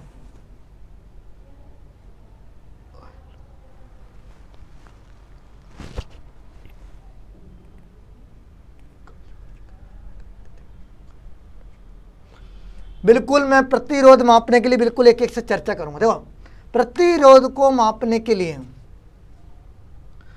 1 ओम से कम प्रतिरोध को निम्न प्रतिरोध कहा जाता है। बिल्कुल राइट, निम्न लो प्रतिरोध, लो रेजिस्टेंस किससे कहते हैं साहब, लो रेजिस्टेंस होता है जो निम्न प्रतिरोध को मापता है। यहाँ पर यानी 1 ओम से कम वाला प्रतिरोध होता है, उसे हम निम्न प्रतिरोध कहते हैं। और प्रतिरोध को मापने के लिए, यानी हम निम्न प्रतिरोध को मापने के लिए एमीटर वोल्टमीटर विधि का प्रयोग भी करते हैं, केल्विन सेतु को भी करते हैं, डबल केल्विन सेतु का भी करते हैं, मल्टीमीटर का भी करते हैं। आपसे क्वेश्चन पूछेगा निम्न प्रतिरोध मापने के लिए कौन कौन से इंस्ट्रूमेंट जो प्रयोग करते हैं। Number 1 ammeter voltmeter, number 2 Kelvin सेतु, number 3 double Kelvin, number 4 multimeter. ये निम्न प्रतिरोध को चारों मीटर मापते हैं। दूसरा बात करूं मध्यम प्रतिरोध। मध्यम प्रतिरोध जो होता है, मिडिल रेजिस्टेंस होता है, 1 ओम से लेकर 1 लाख तक ओम प्रतिरोध को मध्यम प्रतिरोध कहा जाता है। और मध्यम प्रतिरोध निम्न प्रतिरोध को मापने, ये मध्यम प्रतिरोध को मापने के लिए एमीटर वोल्टमीटर विधि का प्रयोग किया जाता है, पोस्ट ऑफिस बॉक्स का प्रयोग किया जाता है, ठीक है। और उच्च प्रतिरोध की मैं बात करूं, जब यहां पर पढ़ रहे थे अभी 1 लाख बोलते सब मेगा ओम, 1 लाख किसको बोलते हैं, मेगा ओम को, 10 की घात 6। 1 लाख प्रतिरोध मापने के लिए उच्च प्रतिरोध कहते हैं साहब, मेगा ओम को भी उच्च प्रतिरोध कहते हैं। यानी अभी पूछा था मेगर किसके द्वारा, मेगर के द्वारा क्या मापा जाता है, उच्च प्रतिरोध। क्या मापा जाता है, उच्च प्रतिरोध मापा जाता है। मेगामीटर विधि द्वारा भी मापा जा सकता है, डिफ्लेक्शन विधि के द्वारा में इसको मापते हैं। यानी हमें उच्च प्रतिरोध मापना है तो मेगर के द्वारा, मेगामीटर के द्वारा, डिफ्लेक्शन विधि के द्वारा भी हम मापते हैं। अगला नेक्स्ट पैराकत्व, इंडक्टर, यानी इंडक्टर की बात करूं, इंडक्टर भी हमारे अलग अलग है। नंबर 1 निम्न इंडक्टर, यानी आपको दिख रहा है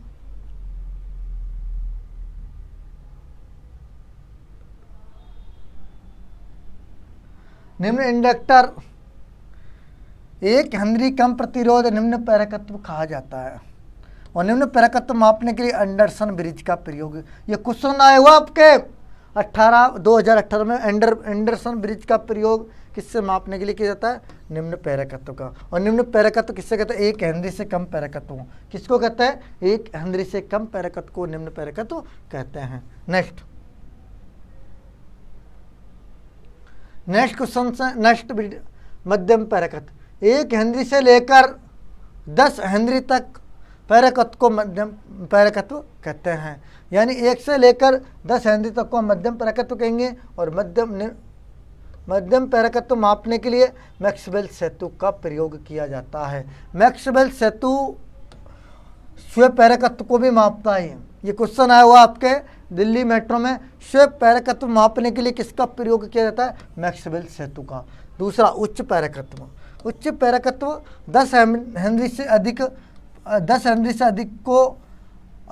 को उच्च पैराकत्व कहते हैं। उच्च प्रेरकत्व कहते हैं जो है सेतु के द्वारा मापा जाता है, यानी उच्च प्रेरकत्व और है सेतु कैपेसिटेंस को भी मापता है, जो शेयरिंग सेतु का प्रयोग, शेयरिंग सेतु कैपेसिटेंस। आपको 4 ऑप्शन इसमें से मिल गए, देख लीजिए आप लोग। निम्न आपका आ गया, निम्न प्रतिरोध आ गया, उच्च प्रेरकत्व आ गया, निम्न धारिता, ये शेयरिंग सेतु का प्रयोग करते हैं। ये चारों आपको मिल गए, चारों को खाका मापते हैं, ये आपके हर एग्जाम में क्वेश्चन आते हैं। नेक्स्ट क्वेश्चन से साथियों, जो आपके हर एग्जाम में आते हैं, ध्रुवों की संख्या 4 और गति 3000 है, तो जनरेटर की फ्रीक्वेंसी ज्ञात कीजिए। मैं बिल्कुल फ्रीक्वेंसी पर चर्चा करूंगा आपकी।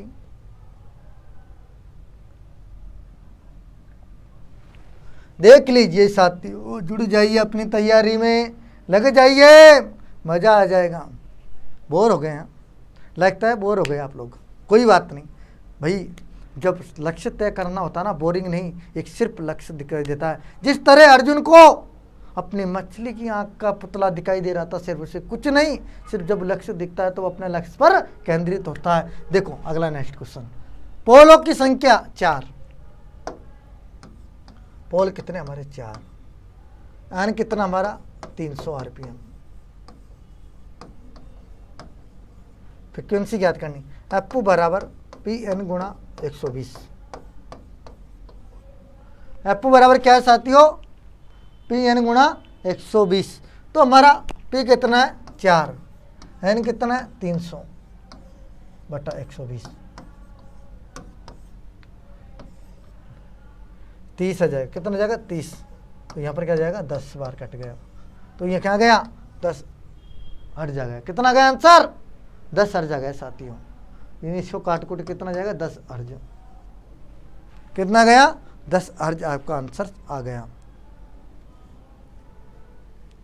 अगला नेक्स्ट क्वेश्चन,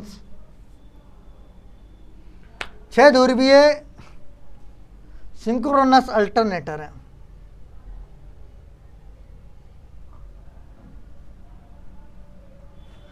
छह ध्रुवीय सिंक्रोनस अल्टरनेटर परिक्रमण में से होकर गुजरने वाली इलेक्ट्रिकल डिग्री क्या होती है, इलेक्ट्रिकल डिग्री क्या होती है।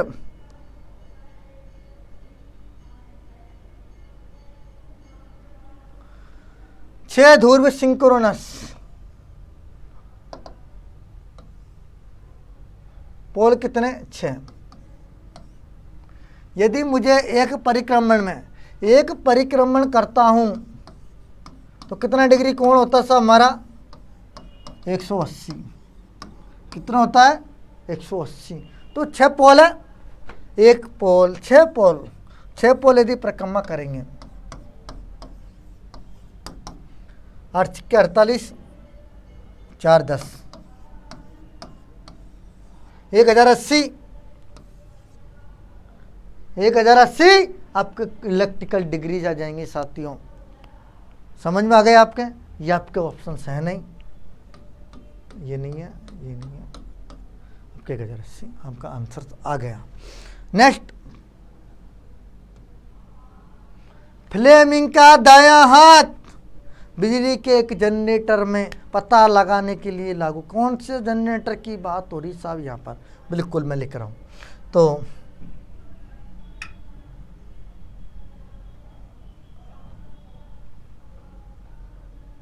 फ्लेमिंग का दायां हाथ नियम जनरेटर में से पता लगाने के लिए, यदि फ्लेमिंग का जो दायां हाथ है, यदि मैं दायां हाथ की चर्चा करूँगा, राइट हैंड,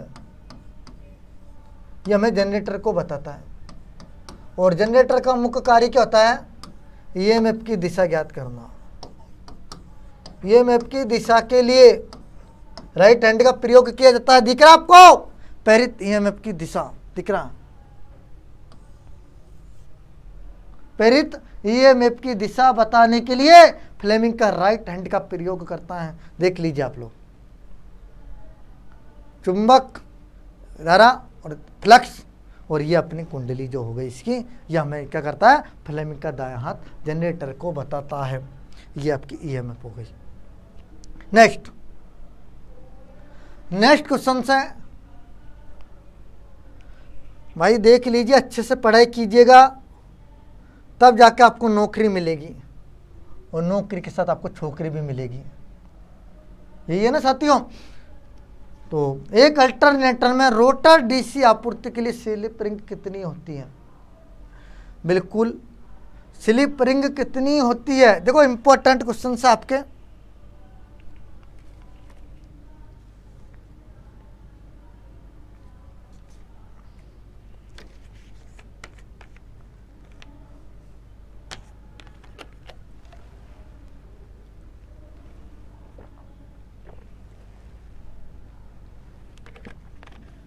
बताइए साथियों, एक अल्टरनेटर में यदि हमारे रोटर में डीसी आपूर्ति दे रखी है तो कितनी स्लिप रिंग की आवश्यकता होती है?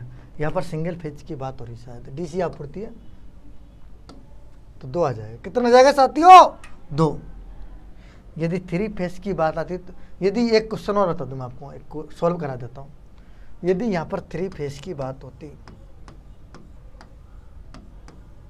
तो वहाँ पर कितनी स्लिप रिंग की आवश्यकता होती?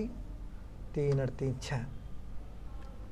ठीक है, 6 स्लिप रिंग की आपको आवश्यकता होती, लेकिन सिर्फ यहाँ पर डीसी आपूर्ति के लिए पूछा ओनली। नेक्स्ट क्वेश्चन आपके लिए, एक अल्टरनेटर के संबंध में निम्नलिखित में से कौनता गलत है? बिल्कुल इस पर स्टेटर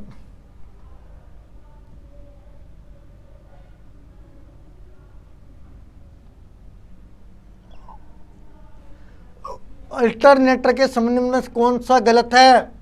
स्टेटर से आपूर्ति लेता है, दूसरा एसी डीसी दोनों उत्पन्न करता है, घूर्णन बिल्कुल चक्र करता है, इसकी आर्मेचर भी स्थिर होती है, और यांत्रिक ऊर्जा को एसी में ये तो बिल्कुल करेक्ट है भाई, यांत्रिक से एसी में कन्वर्ट करता है। और बताइए साथियों, क्या अल्टरनेटर हमारा एसी डीसी दोनों उत्पन्न करता है? नहीं, हमारा यहाँ पर सिर्फ क्या उत्पन्न करता है? सिर्फ एसी उत्पन्न करता है, अल्टरनेटिंग करंट। क्या उत्पन्न करता है? Alternating current. यानी आपका आंसर क्या जाएगा? यहाँ पर यह आ जाएगा। ये गलत है, ये क्या है? गलत ऑप्शन है। अगला नेक्स्ट क्वेश्चन, इंडक्शन मोटर में किस सिद्धांत पर कार्य करती है?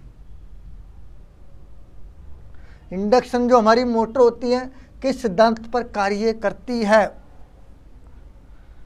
इंडक्शन स्टैटिक प्रभाव, इंडक्शन मैग्नेटिक प्रभाव, रासायनिक प्रभाव, तापन प्रभाव, इलेक्ट्रोमैकेनिकल प्रभाव। देखो इलेक्ट्रोस्टैटिक जो प्रभाव होता है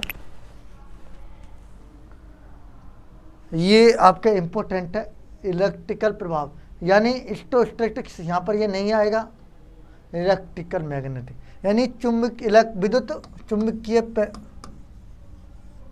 चुंबकीय प्रेरण सिद्धांत पर कार्य करती है।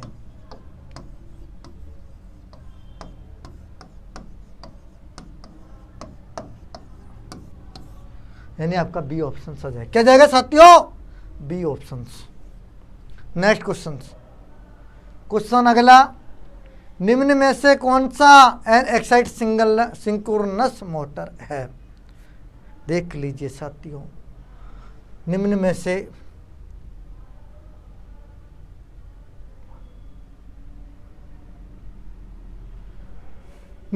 से कौन सा एक्साइटिंग सिग्नल सिंक्रोनस मोटर है भाई? बता दीजिए। क्या आपका ऑप्शन आएगा? आप लोगों का इंतजार मुझे रहेगा। अधिक से अधिक संख्या में शेयर कीजिएगा, पूरी वीडियो देखना ना भूले साथियों। यदि JVNL 2021 की आपको नौकरी लेनी है तो आपको एक एक बिंदु क्लियर करना पड़ेगा। क्वेश्चंस, निम्न में से कौन सा एक्साइटेड सिग्नल सिंक्रोनस मोटर नहीं है? तो बताइए साथियों, आपको जल्दी जल्दी क्लियर करना है साथियों। एक्साइटमेंट सिग्नल मोटर है, क्लियर मोटर है हमारी रिलक्टेंस मोटर। कौन सी? जो पावर फैक्टर पे काम करती है। पावर फैक्टर का यूज किया जाता है। Reflection, universal motor, AC series motor. AC series motor को हम क्या कहते हैं सब?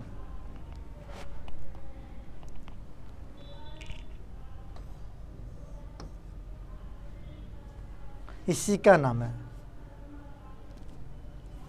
ये स्थिर गति और लोड परिवर्तन में इसका प्रयोग किया जाता है। जैसे मान के चले क्रेन में रिफ्लेक्शन मोटर का प्रयोग किया जाता है। ठीक है, स्थिर गति और लोड को परिवर्तन करने के लिए। अगला नेक्स्ट, अगला क्वेश्चन है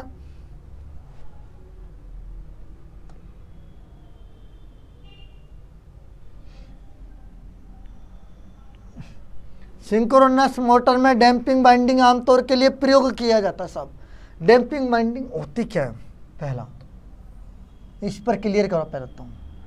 डैम्पिंग बाइंडिंग आर्मेचर के सीरीज में जोड़ी जाती हैं। क्या जोड़ी जाती हैं? आर्मेचर सीरीज में। क्यों जोड़ी जाती है साहब? ये इसको क्यों जोड़ते हैं साहब इसको? एक तो सिंक्रोनस मोटर जो होती है स्टार्टिंग टॉर्क को भी अधिक करती है, प्रदान करती है, हटिंग को भी रोकती है, शोर का स्तर को भी कम करती है, एडी करंट को भी कम करती है। यानी हमारे सारे बिंदुओं को कम करती है, लेकिन ये शोर को कम नहीं करती। और एडी करंट यहाँ पर जो करेगी, ये पट्टलन पट्टियाँ जो होती है हमारी पट्टलन,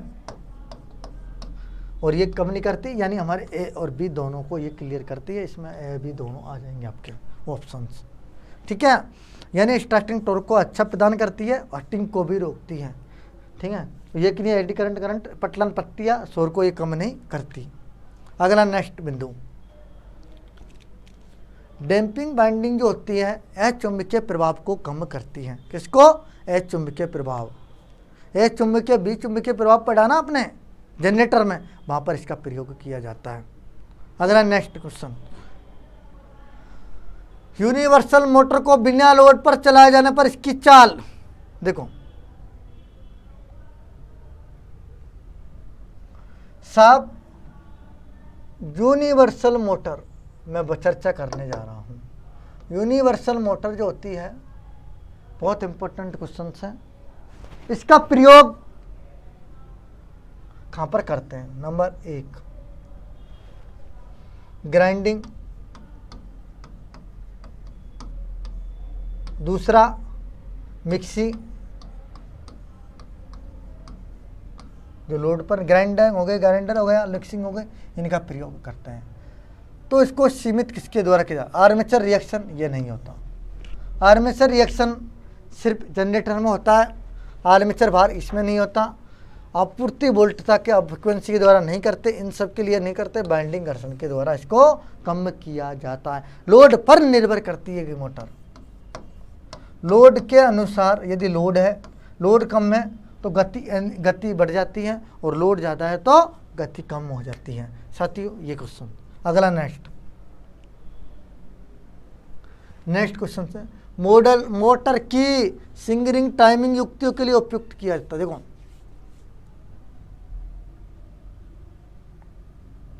मोटर की टाइमिंग और सिंगरिंग युक्ति के लिए प्रयोग किया जाता है।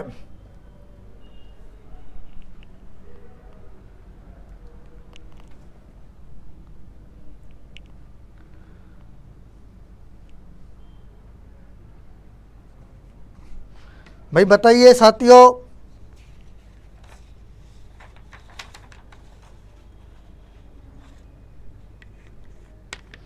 यानी मोटर की सिंगिंग और रिलक्टेंस के लिए कौन सी प्रयुक्त की जाती है?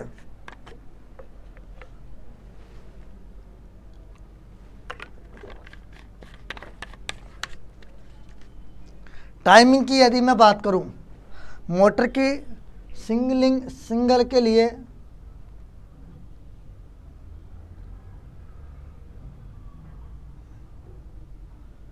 टाइमिंग के लिए युक्त केवल रिलक्टेंस मोटर ही प्रयुक्त होती हैं। शेडेड जो पोल होती है, ये छोटी खिलौने में प्रयोग की जाती है। ये सब योग या इसको याद है, हिस्टेरेसिस, जहाँ पर दांत तीत नहीं होते हैं। ठीक है, अगला नेक्स्ट क्वेश्चन है, एक डीसी मशीन में आर्मेचर कॉपर पूर्ण हानि लागू होती है। यानी डीसी मशीन की मैं चर्चा करूं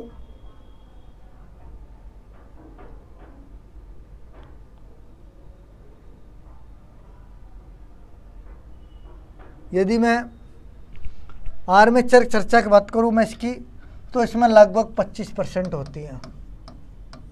कितनी होती है साथियों? 25%। यानी आर्मेचर की कॉपर हानियों की कुल पूर्ण हानि के लगभग 25% होती हैं। नेक्स्ट क्वेश्चंस, अगला नेक्स्ट क्वेश्चंस,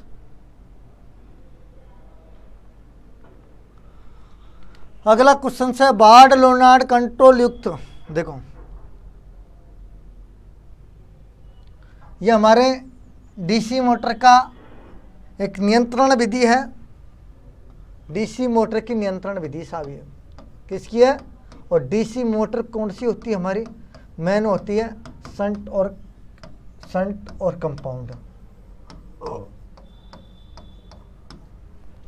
बार्ड लोनार्ड विधि, मोटर कंपाउंड, इन दोनों के लिए इसका उपयुक्त किया जाता है। और यहाँ पर होता क्या है देखो, सबसे पहले इसमें जनरेटर लगा दिया जाता है, 3 फेज सप्लाई जोड़ दी जाती है बार के द्वारा, 3 फेज मोटर जोड़ दी जाती है।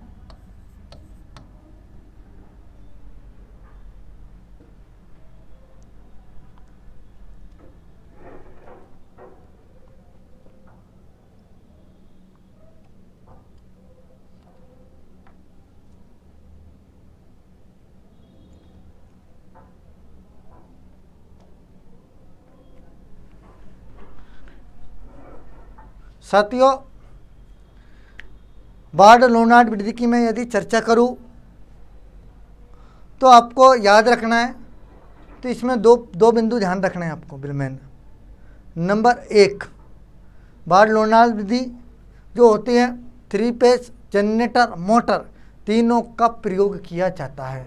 तीनों की मैं चर्चा करूंगा कि इसके अंदर एक तो खपत अधिक होती है, महंगी होती है, और इसका शंट और सीरीज में प्रयोग किया जाता है।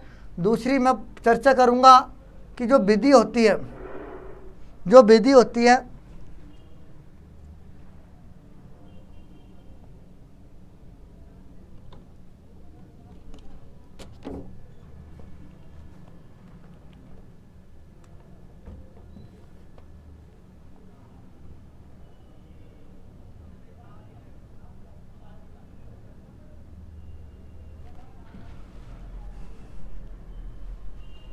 साथियों आपका क्वेश्चन था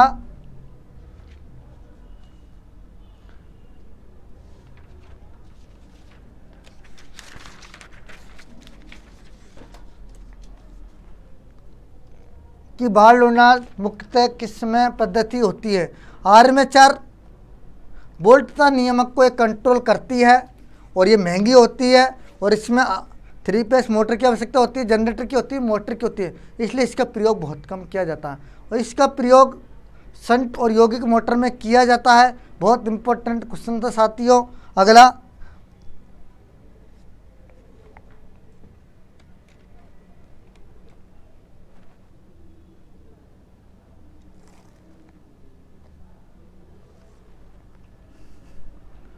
साथियों मैं यहीं पर इस वीडियो को अब समाप्त करता हूं, क्योंकि कुछ इलेक्ट्रिसिटी के प्रॉब्लम के कारण हमारा जो स्मार्ट बोर्ड है वो बंद हो गया है, तो इस कारण मैं वीडियो को यहीं समाप्त करूँ। सभी को धन्यवाद।